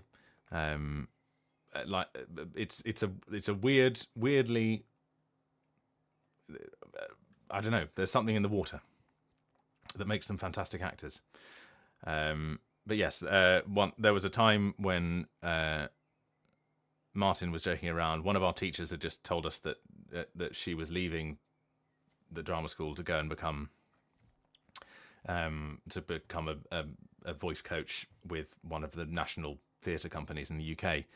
And Martin was pretending, like, Martin thought it was hilarious to, like, pretend that it was his fault. And actually, now that I think about it, there's certain traits of Leon that are definitely crept, like, that basically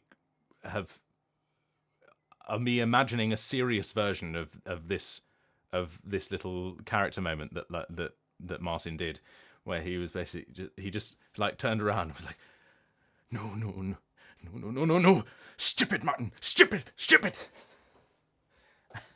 And so that's where the no comes from.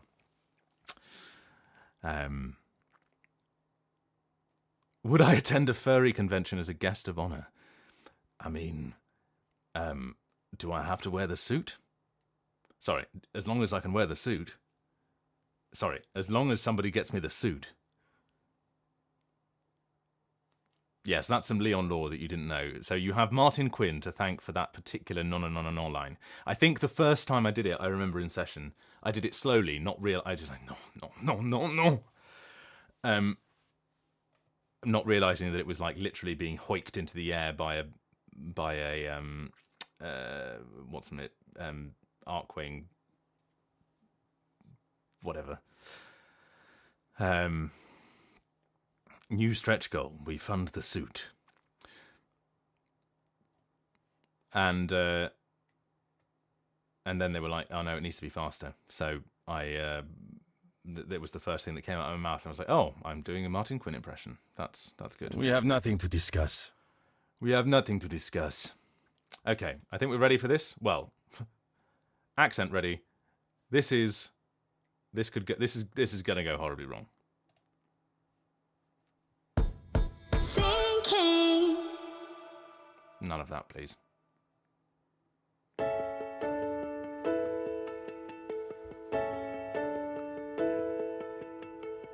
I've learned to slam on the brake before I even turn the key, before I make the mistake, before I lead with the worst of me. Give them no reason to stare, no slipping up if you slip away. So I got nothing to share. No, I got nothing to say. Step out of the sun if you keep getting burned.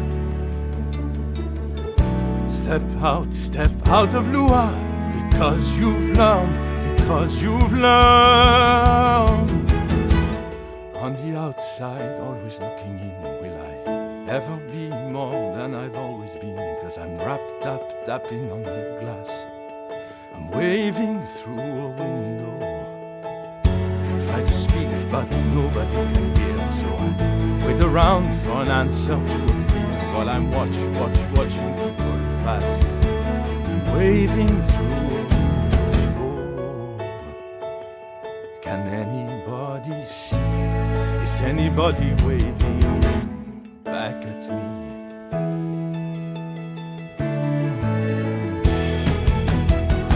We start with stars in our eyes. We start believing that we belong. But every loi doesn't rise, and no one tells you where you went wrong. Step out of loi if you keep getting down. Step out of the sun, because you've learned. On the outside, always looking in, will I ever be more than I've always been? Because I'm wrapped up, tapping on the glass. I'm waving through a window. I try to speak, but nobody can hear, so I wait around for an answer to appear while I'm watching people pass. Waving through a window. Can anybody see? Is anybody waving? When you're falling in a forest and there's nobody around, do you ever really crash or even make a sound? When you're falling in a forest and there's nobody around, do you ever really crash or even make a sound? When you're falling in a forest and there's nobody around, do you ever really crash or even make a sound? When you're falling in a forest and there's nobody around, do you ever really crash or even make a sound? Did I even make a sound? Did I even make a sound? It's like I never made a sound. Will I ever make a sound? On the outside, always looking in, will I ever be more than I've always been? Because I'm wrapped up, tapping on the glass. I'm waving through a window. I try to speak, but nobody can hear, so I wait around for an answer to appear. Because I'm watching people pass. I'm waving through a window. Can anybody see? Is anybody waving back at me? Is anybody waving? Oh!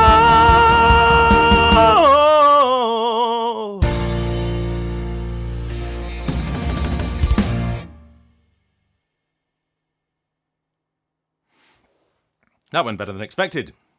I need to figure out where the octave jumps are, but you know, because his voice isn't really set there, but because he's definitely more of a baritone than a tenor, and that's definitely a tenor song.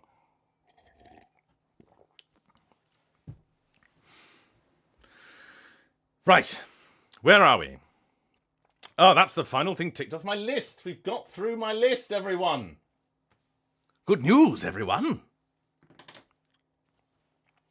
Oh, actually, this is not the person I was thinking of earlier, but if I met Hank Azaria, I think that's also one that I would feel I would have a moment. Oh, and Nathan Lane. Yeah, no, that would be a big one.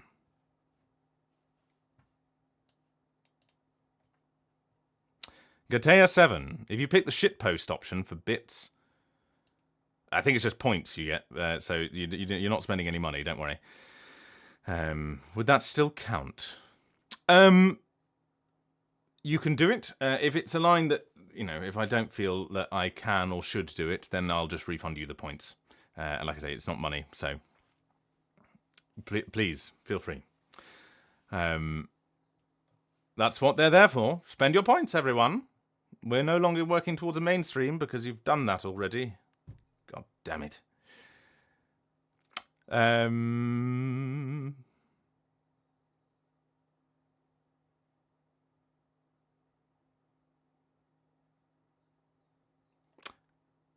Somebody asked, I've just remembered. We need a new stream goal. True. I'm going to leave the stream goal for we'll make one in a couple of weeks' time. Maybe after the April the 1st stream. Just because it gives people an opportunity to spend points on things that they might want to otherwise. Like Hayne was doing the entire time.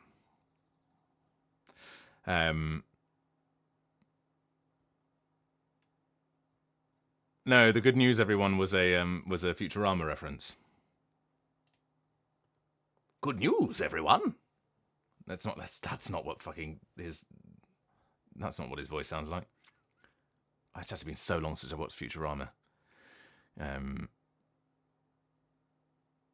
It's close enough. Close enough for jazz. I once knew a man called For Jazz. That should be above that. Why is that? Let's just do that.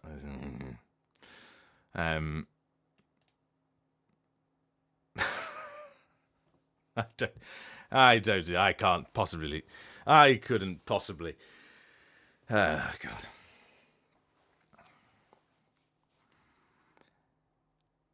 And here I thought you were going to sit on my lap. Hey, we just got... Thank you, Gordon Spa. You are the lucky 400th follower. Well, that's getting clipped, of course. Yeah, probably it probably is. You're right. It's reference. It's memeception at that point. Thank you, Gatea. It's fine. It's in the game. It's something that a character in the game was allowed to say. So that's legitimate, I think. Don't kill me. Just immediate. Snipers. Indeed, they have them everywhere.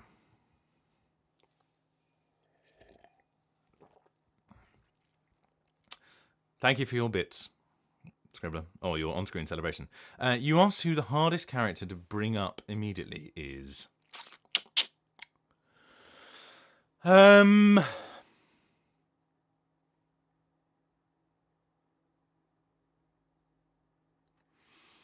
thing is, the thing I would say, the thing in response to that, thank you, Euphemeron.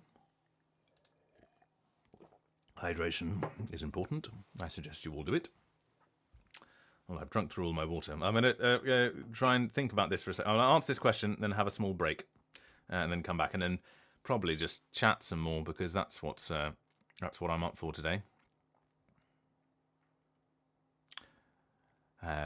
It's like the Tom Scar sketch where it's the juice that makes your head explode. The internet is forever. The internet is forever.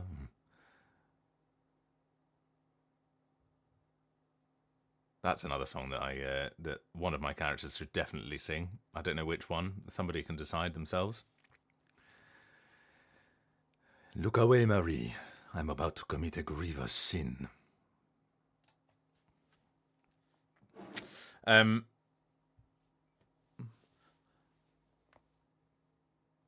mean, Cohen's voice is basically my voice, is the problem at this stage, as far as you know. So there's not much to be done there.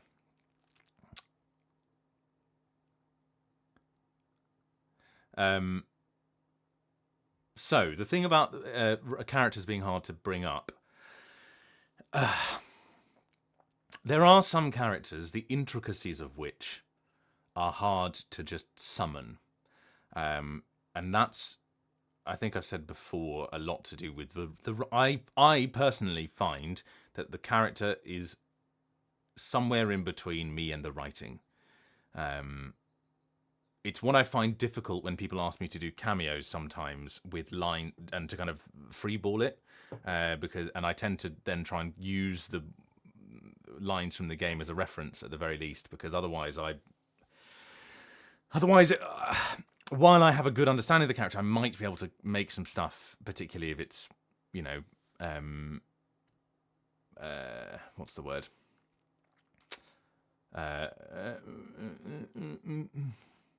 Yeah, particularly if it's a character I've done for a long time.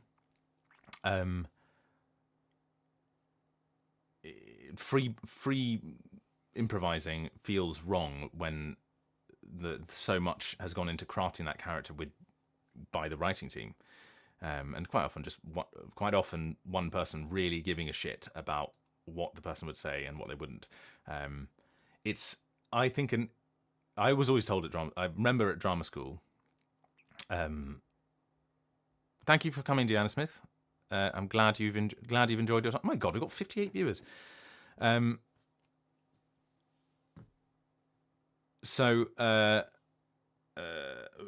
was always told at drama school, there was one particular teacher who would be like, I remember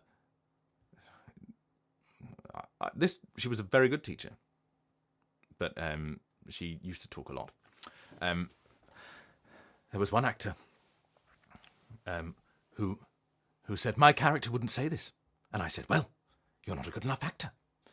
The implication being that, you know, you have to do what is written. The character that is written said this. So find the person who said this and act them.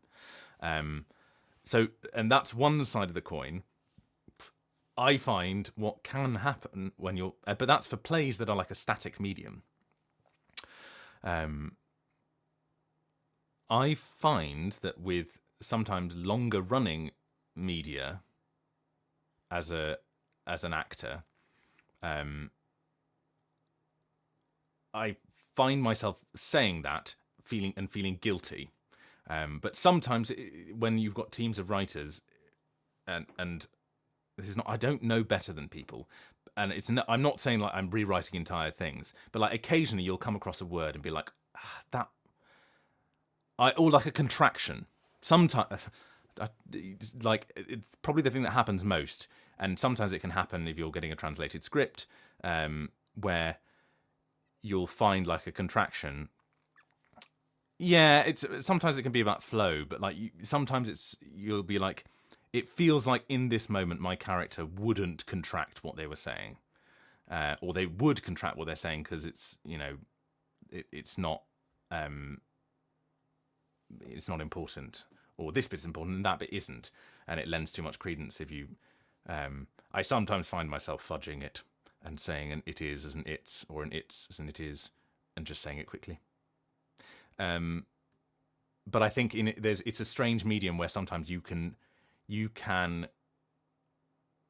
bring an intrinsic understanding of a character having worked so much on it before, whereas in most other acting media you're just doing, I suppose in long-running TV is the other time when this might happen, but in most other acting media you're just doing a kind of static thing that you're having to bring to life.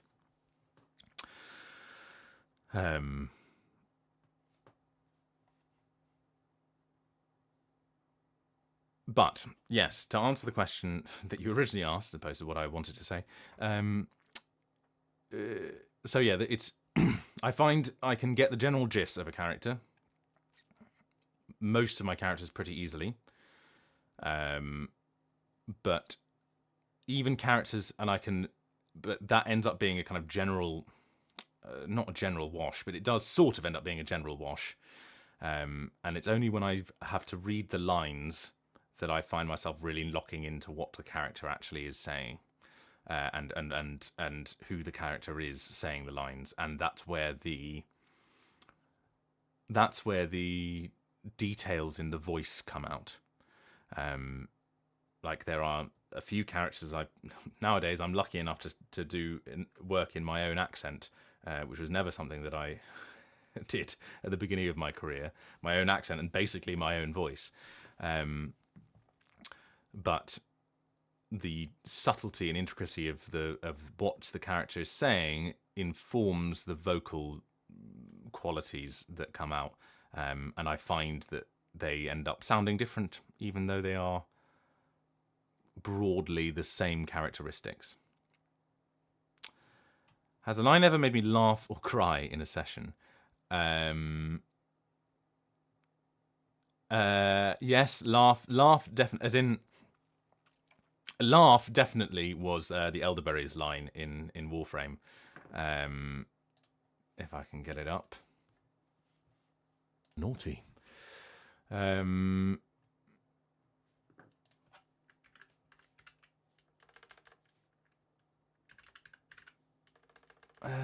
the hell is it?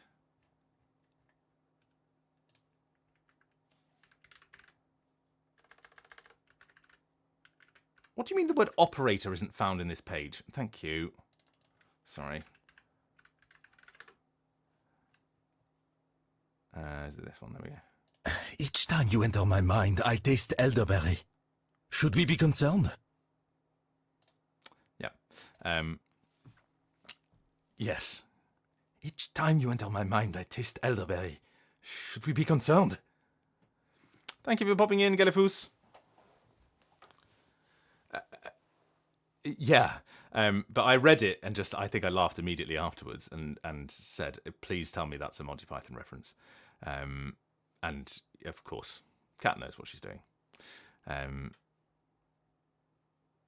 It was just so out of everywhere, particularly in, the cosmic horror nonsense that is Warframe. I mean, the other one that was also made me laugh was just myself.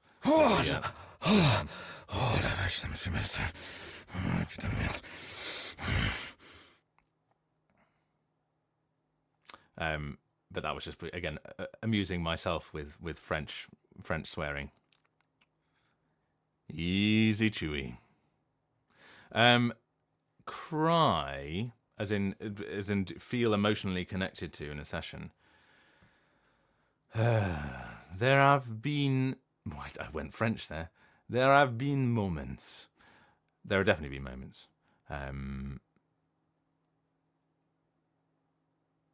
French noises of surprise. Old Billy Riley was a dancing master. Old Billy Riley, old Billy Riley. Oh, look. Valdor's in full sun.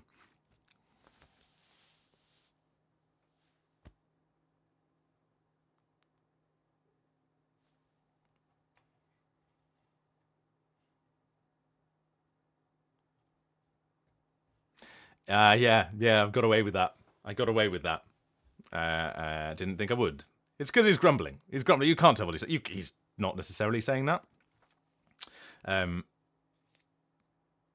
did have a conversation about whether because I think it's one they are allowed a very limited number of justified things in Warframe, I believe. Kiddo. Get out. No, please don't stay. I think they're allowed a very limited number of swears, and they want to save them. But, yeah. Yeah, crying. There have definitely been some moments where there's been some emotional resonances. But yeah, it's hard to think up of particular moment. There is one particular moment that I had in a session recently that I can't talk about, but there have definitely been moments. This is fucking pod racing. That's the only play if you make Star Wars a PG-13.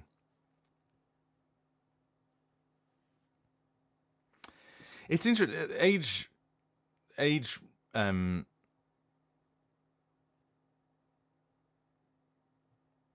rating stuff is really interesting.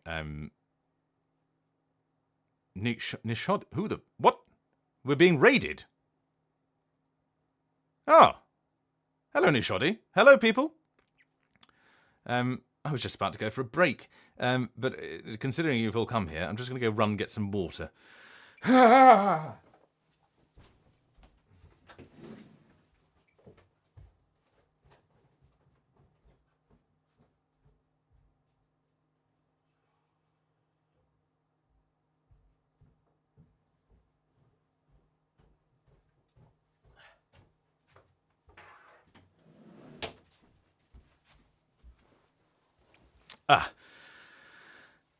Thank you all for joining us on this eventful afternoon when I'm doing nothing but talking shit and singing songs. You've just missed Waving Through a Window as performed by Leon Allard. But I'm sure somebody will clip it. If not, the VOD will go up on YouTube. Thank you all for coming. Thank you, Nishodi, for bringing... Is that... No, that's presumably not how you pronounce your name. Nixody? Oh, and I did some lines. Yes, I've done some lines. As I was saying, the running away from the raiders. Run! Run away!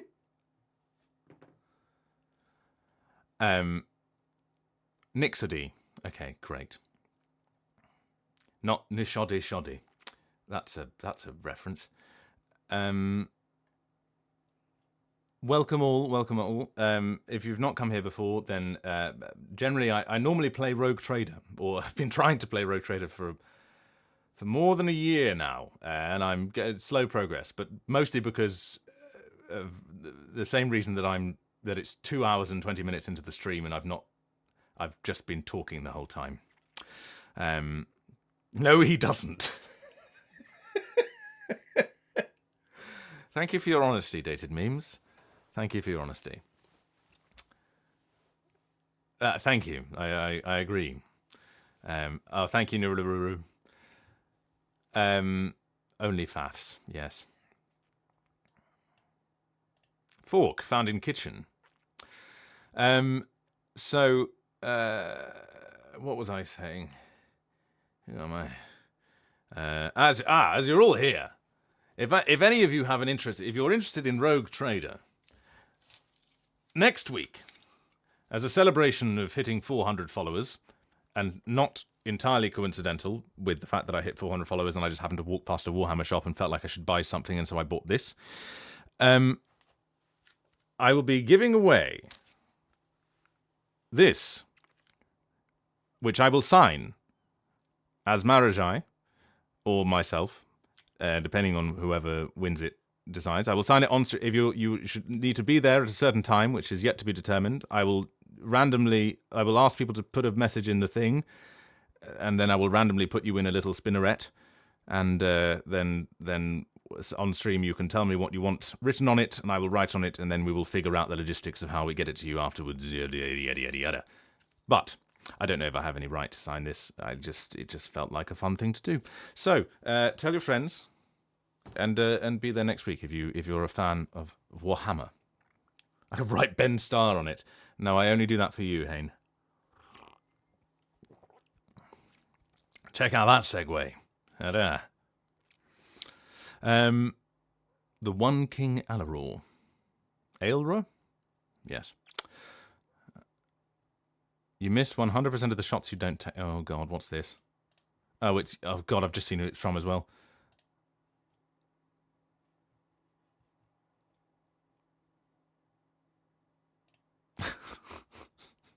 Okay.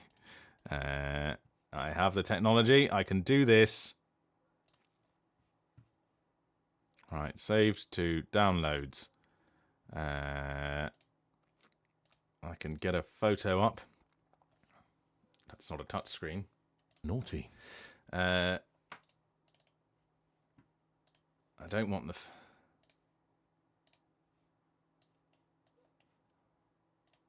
No, that's not the one I want.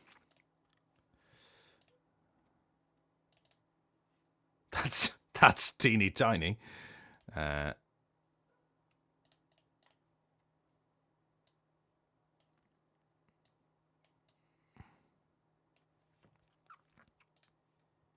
This is from Sanguine Stranger. This is for Sanguine Stranger.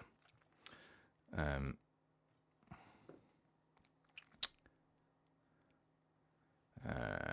I want to put it... no, I'll put it there. That's fine. I actually can't read it if it's there. There we go. I'm not matching anyone's freak. I'm surpassing your freak. I'm the freakiest. This is a competition. Actually, I'm going to give that another go. I'm not matching anyone's freak. I'm surpassing your freak. I'm the freakiest. This is a competition.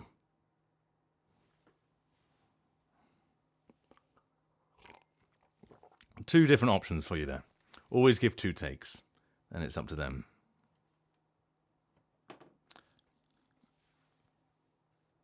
It's a competition, and he's winning. Yes, I was talking about age rating. Let's get rid of this. Bye-bye. I find age rating really fascinating because the cultural differences. Cultural differences, then also people don't realise that cultural differences have changed. Or so I think under broadcasting regulations in the UK, you are now allowed to say shit at any time of day. There used to be there's a thing in the UK. It might exist in other places by different names, but there's a thing in the UK where there's a watershed on television after which grown-up content can be shown. People can swear, people can talk about sex, yada yada yada. And the rules as to what can be shown before or after the watershed time, which I don't know off the top of my head because I didn't really grow up in the UK.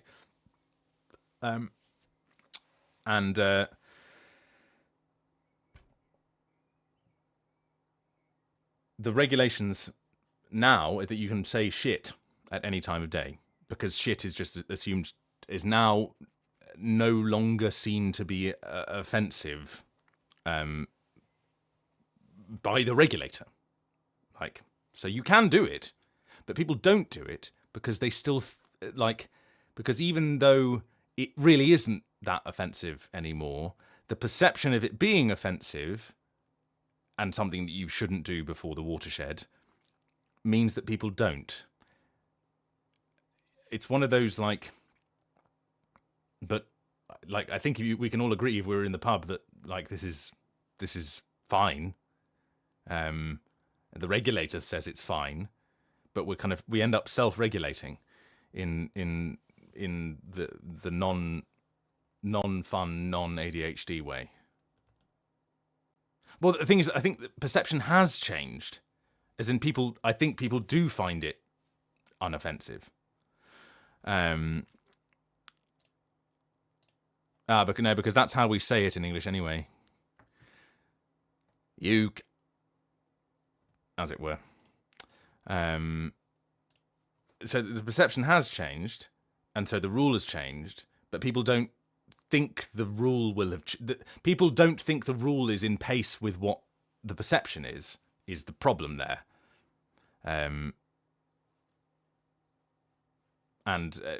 So you end up with these funny, confusing moments. There was some interesting news. Did anybody... Why am I... This is not a public... Hello, welcome to my news and views from the man who sounds like this. I saw some interesting stuff last week about PEGI ratings. Is it PEGI, the European one? Oh God, somebody's gonna no. It's PEGI. PEGI.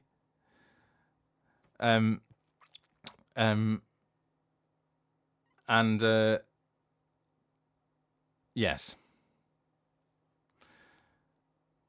They have changed the rules, or are changing the rules, that if you have any microtransaction-y stuff that can be considered gambling, it changes what your age rating can be.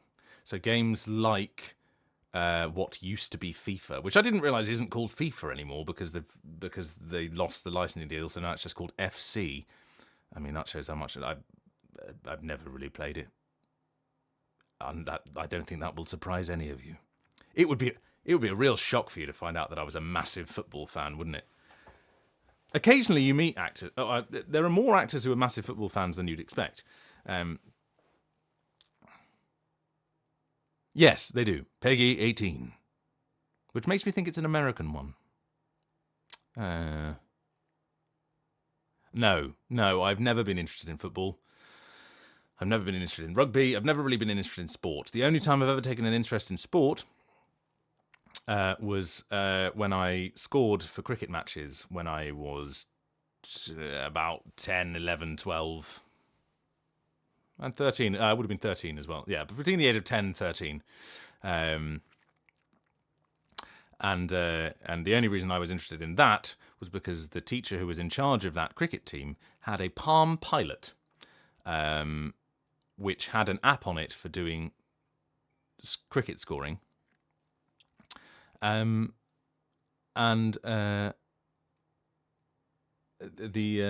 also had helicopter attack on it, and because I could watch because fuck all happens in cricket most of the time, I would just be playing helicopter attack in a cricket pavilion, and then when something happens, just switch over, mark the score down, and move on.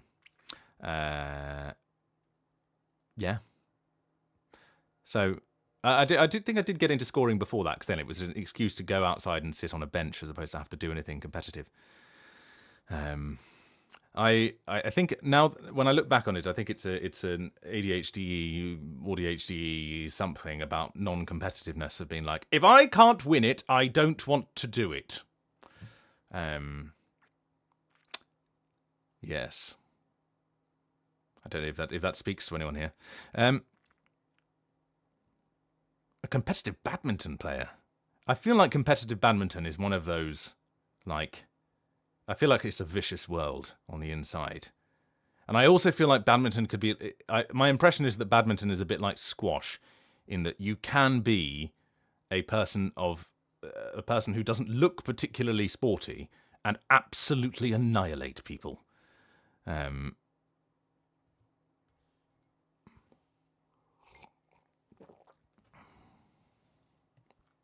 Which is always fun, where people go like, well, look at me, I go running and I do things and I'm slim and slender. Of course I can do sports. And then you come up against a man who looks like he smokes 50 a day and consumes nothing but beer, and he makes you run further than you've ever run in your life while he just stands in the middle of the court. And I was going to finish that sentence with, and just puts balls away like there's no tomorrow. You can have it, but I've put it in quotation marks. Harry Dubois.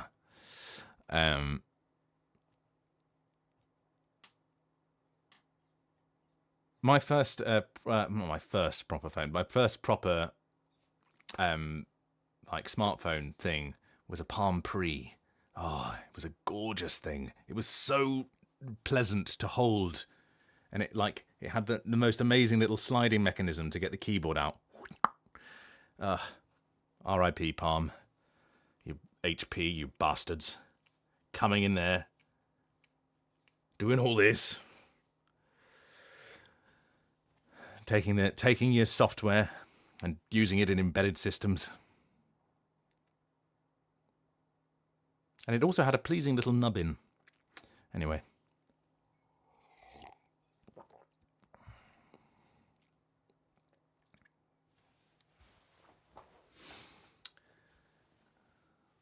Phones with keyboards, yeah. Yeah, I remember when I distinctly remember when BlackBerry brought out the one that like didn't have a keyboard for the first time. Was it called like a BlackBerry Storm? If I'm right about that, I amaze even myself. No, not a BlackBerry Strom. Yes, got it in one. The BlackBerry Storm was the first one that didn't have an actual keyboard, and it had, they went for the whole like, we'll do a funny vibrate every time you click the screen. Yes. You were trained for professional smashing. Good to know. Good to know.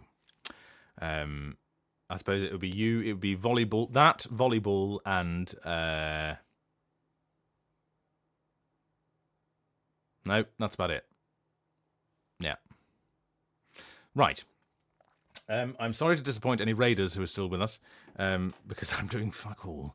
But I am now going to take a short break, come back, probably chat for another half an hour, and then be done for the day. So, I will... Oh god, no, don't move that. Move that. 3, 2, 1. See you in 10 minutes. If somebody could do a little BRB message.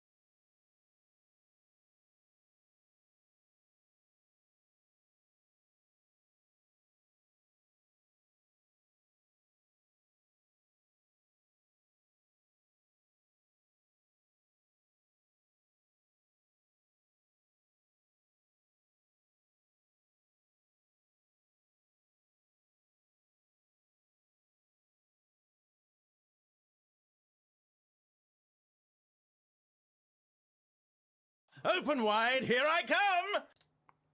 Hello. I'm back. I found a non-alcoholic lager in the fridge. And it's 5p. It's 4:35. And I'm amazed to see there are still 44 of you. Thank you for sticking around. Right. What are we doing for the rest of this? We've got 35 minutes. I can't be bothered to open up Rogue Trader. So it's going to be just... anyone got any questions for me? Anything anyone wants to ask?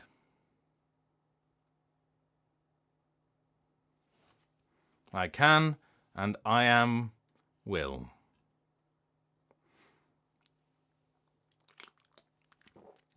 I can, and I will.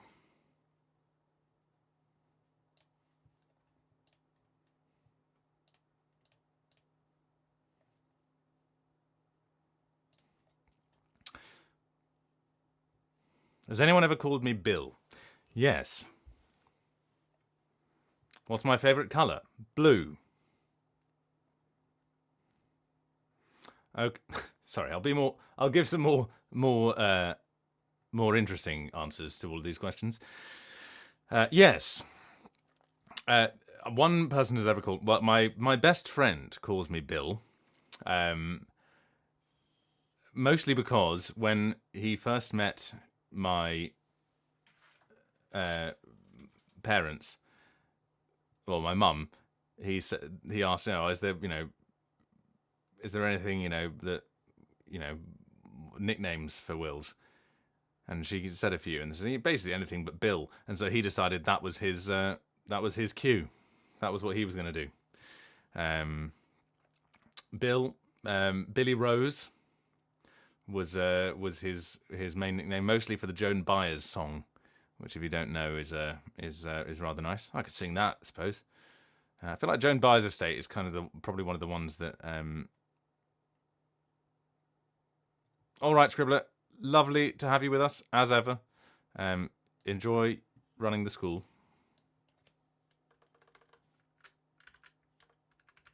Actually, no, it's depressing. I recommend going and having a. Why is this below everything? Why is that all off screen?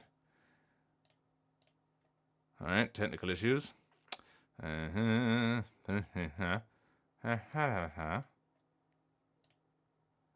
should be on top. Why are you not on top?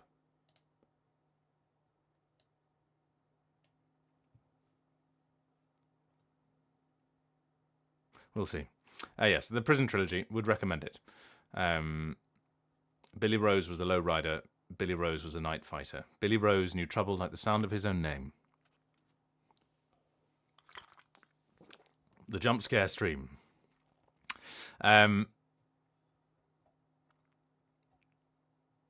Second question. My favourite colour is blue. Oh, it's not getting cut off by that. It's because it's too small. If I had a nickel for every time these Twitch things were a pain in the bum, I'd have not very many nickels. But that's probably just not going to work. That's going to be just rubbish now. But it's fine. My favourite colour is blue. I have to be cautious of this because if I see something I like, I have to ask myself the question, do I like it or is it just blue? Because it's a dangerous thing you need to look out for. What was the next question we had? Oh, a new dangle. A request for a new dangle. Thank you, Mystic Amethyst Minis. This is a newly acquired dangle. Found. It's just a tassel. Would you like that? Or would you like the turf repellent spray? Focus. Focus. It's like talking to myself every morning. Or Marajai. Marriage Eye by Lady Chimera. You like the little puff puff? Okay, got to be Marriage Eye. Okay, the puff puff can... We can wait for the puff puff another day, said the actress to the bishop.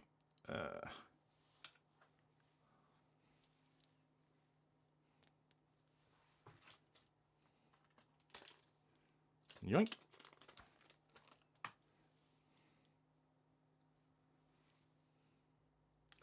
In he goes.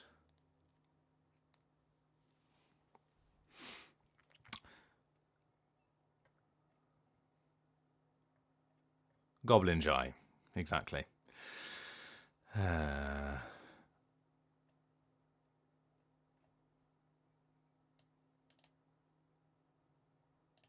What is my favourite Warhammer 40k faction? I think it has to be the Drukhari, just by default. Again, just for the earring reasons.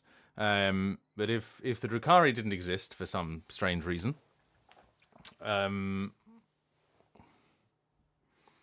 there's something appealing about the Necrons. Does that make me autistic? Not sure. Question: whose character was the hardest voice to find? Of the characters that are publicly out there, none of them have been particularly difficult. I think I've got lucky in that they are all ones that they're all ones that were relatively close or relatively easy for me to do.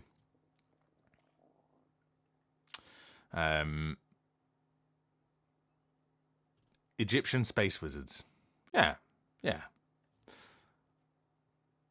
I get a chance to play a Necron anytime, I hope I succeed, because that would be fun.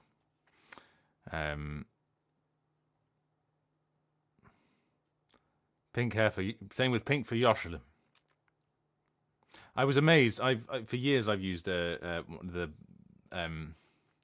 swipey keyboard on my phone, and I was amazed the other day when I swiped and it knew how to spell your name, Yoshk. That tells you how much time I spend in the Discord. Probably too much.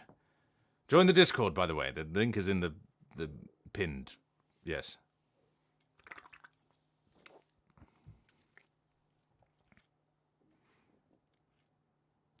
I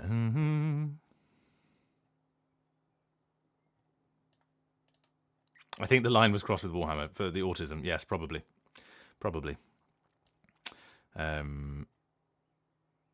Industry question. What qualities do you most appreciate in a VO director? I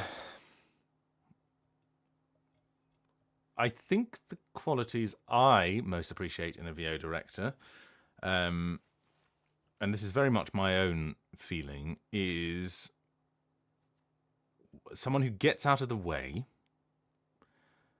and by that I mean somebody whose direction is not coming from a place of ego or needing to feel like they are showing they know what they're talking about.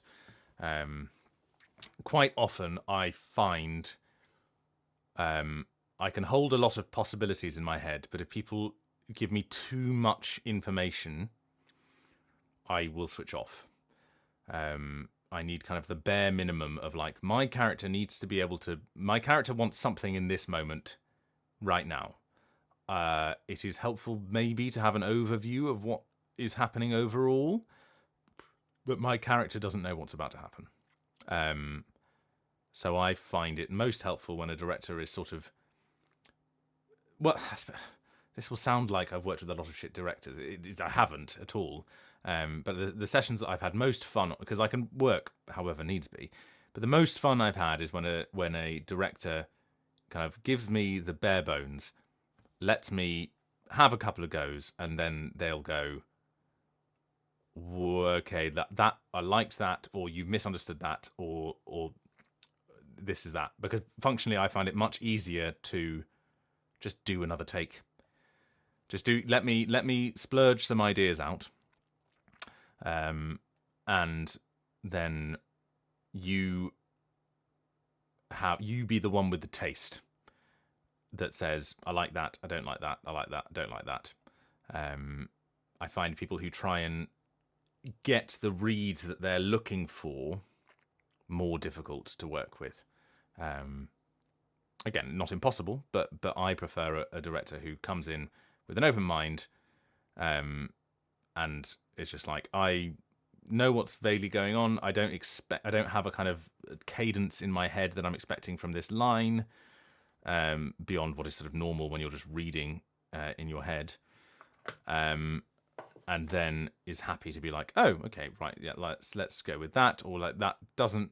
I don't feel that works, because ultimately I find you need to trust the director as well. You need to trust the director's taste, because I'm just there to splurt out stupid ideas, and then the director is there to be like, the director is there as a curator of my stupid ideas. I find that's what I like best. In my dreams, in my autocorrect. Yes.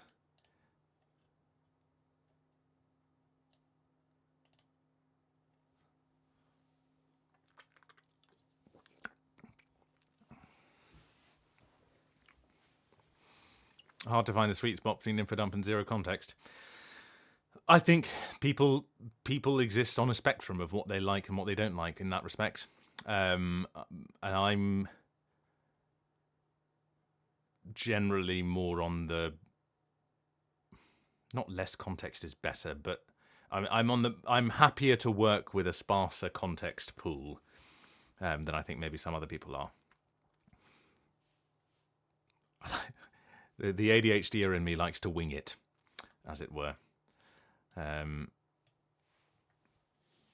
I can't imagine how that would work for VO directors for Warframe. They manage it. It helped that by the time we got to some of the later sessions, I'd already started playing the game again, and so I had more context for some of the stuff that was going on. But to be honest, I find that most games are made by people who like games, and are made in a way that you expect a game to be. So I think even before I knew it, so I think we recorded those operator entry and exit lines. Naughty. Before I knew that the operator was a thing.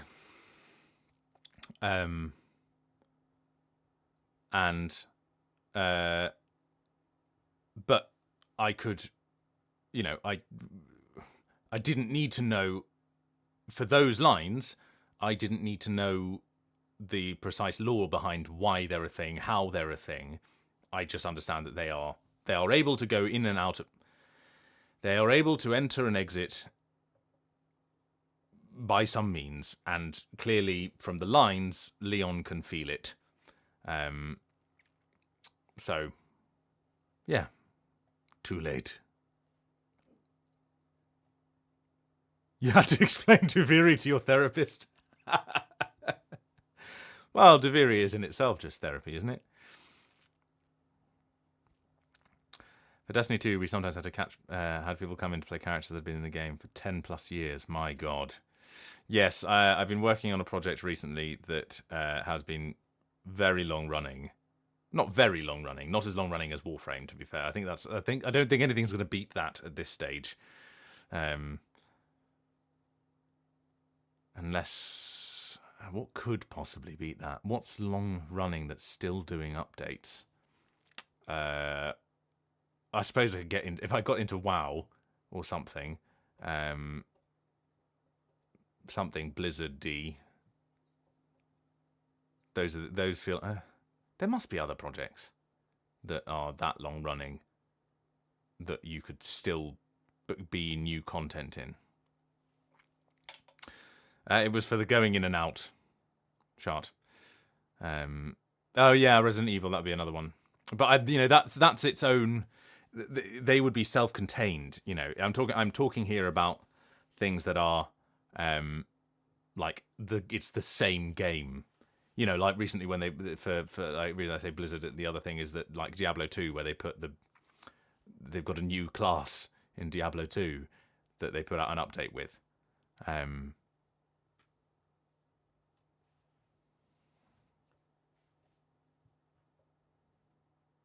Great for a villain character. I presume you're talking about Final, not for fuck's sake, Resident Evil. Yes, I suppose Final Fantasy XIV already there. I think the thing with Final Fantasy XIV for the sessions that I did, there's an element. It felt like there was an element of self-containedness to those stories as well. So I didn't particularly need to know masses about the rest of the world, and those people didn't know masses about the rest of the world. It's like it's in the cases where like so the Diablo 2 one comes to mind because it's like you're a new character, a new playable character that could potentially have to do all of the stuff that every other playable character has done from the beginning,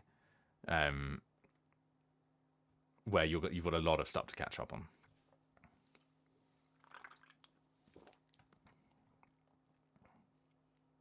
Yeah, I can imagine you would know, Hazel. That's what I imagine. Just a little stretch. New wish upon a star. Write to your senators. Actually, no, you've got other things to be writing to your senators about at this stage. So don't waste your time writing your senators about that. But cross your fingers, cross your toes. Stand on one leg, touch your nose.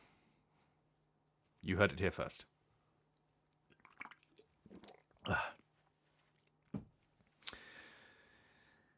Right then.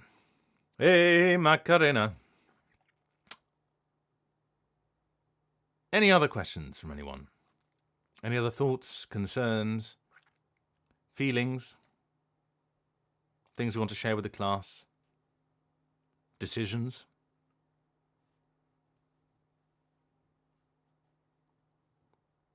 General ennui? Cheese? No cheese, I'm afraid. Can't share your cheese over. We have a not found number of followers now. 404. Ali go. But where does Ali go? That's the one that's just the potatoes that's half mashed potato that's half cheese, half potato. Should you take a bite of your bamboo plant's leaf? I don't know. I don't think bamboo's poisonous, but I'm not a doctor. It might be very fibrous. You might need it. So, yes, I think aligo is the one that's half cheese, half potato, and you basically mash it together until it becomes a consistency that is like you mash your potatoes, you put in your cheese, and then you whip it together until it's just like the stretchiest thing on the planet. A little poison never stopped me. It's you and... was it Stalin? Anyway. It's normally not a good sign when you suspect something might be poisonous. Don't die. Please. Just eat, shoots, and leaves. Very good, kiddo. Very good.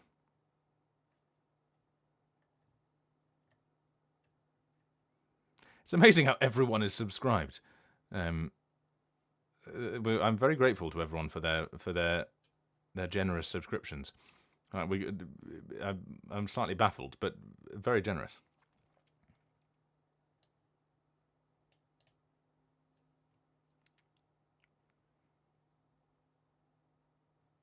Very polished. Very polished indeed.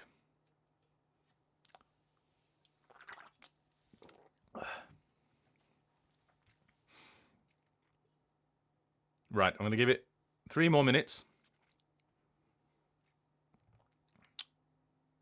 We're all celebrating Hazel's employment and your unemployment, yes. And presumably the return of of many a compilation, which we're all looking forward to. But obviously, once you've rested and recovered, Yoshka, that's more important than shitposting. The compilation Pukaki. Indeed.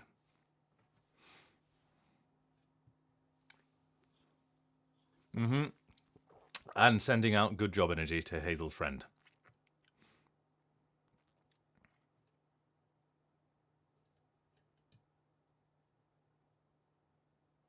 All right then.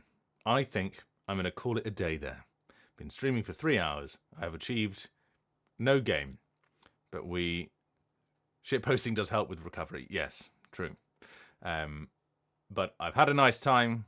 We've done some singing. I have no game. This is well known. Had a nice time. We've done some singing. I wish everyone a perfectly marvelous rest of the day. Oh God, what the? I've ruined it. I've done something. I shouldn't have done anything. Undo that. Good. And I will see you all next week. And tell your friend. I will do a post about this. He said, knowing he'll do it very last minute. The thing with the signing of scribbling my name on. Tell friends, lovers, emotional support animals, etc. All right. Have a wonderful rest of your days, and I will see you next week.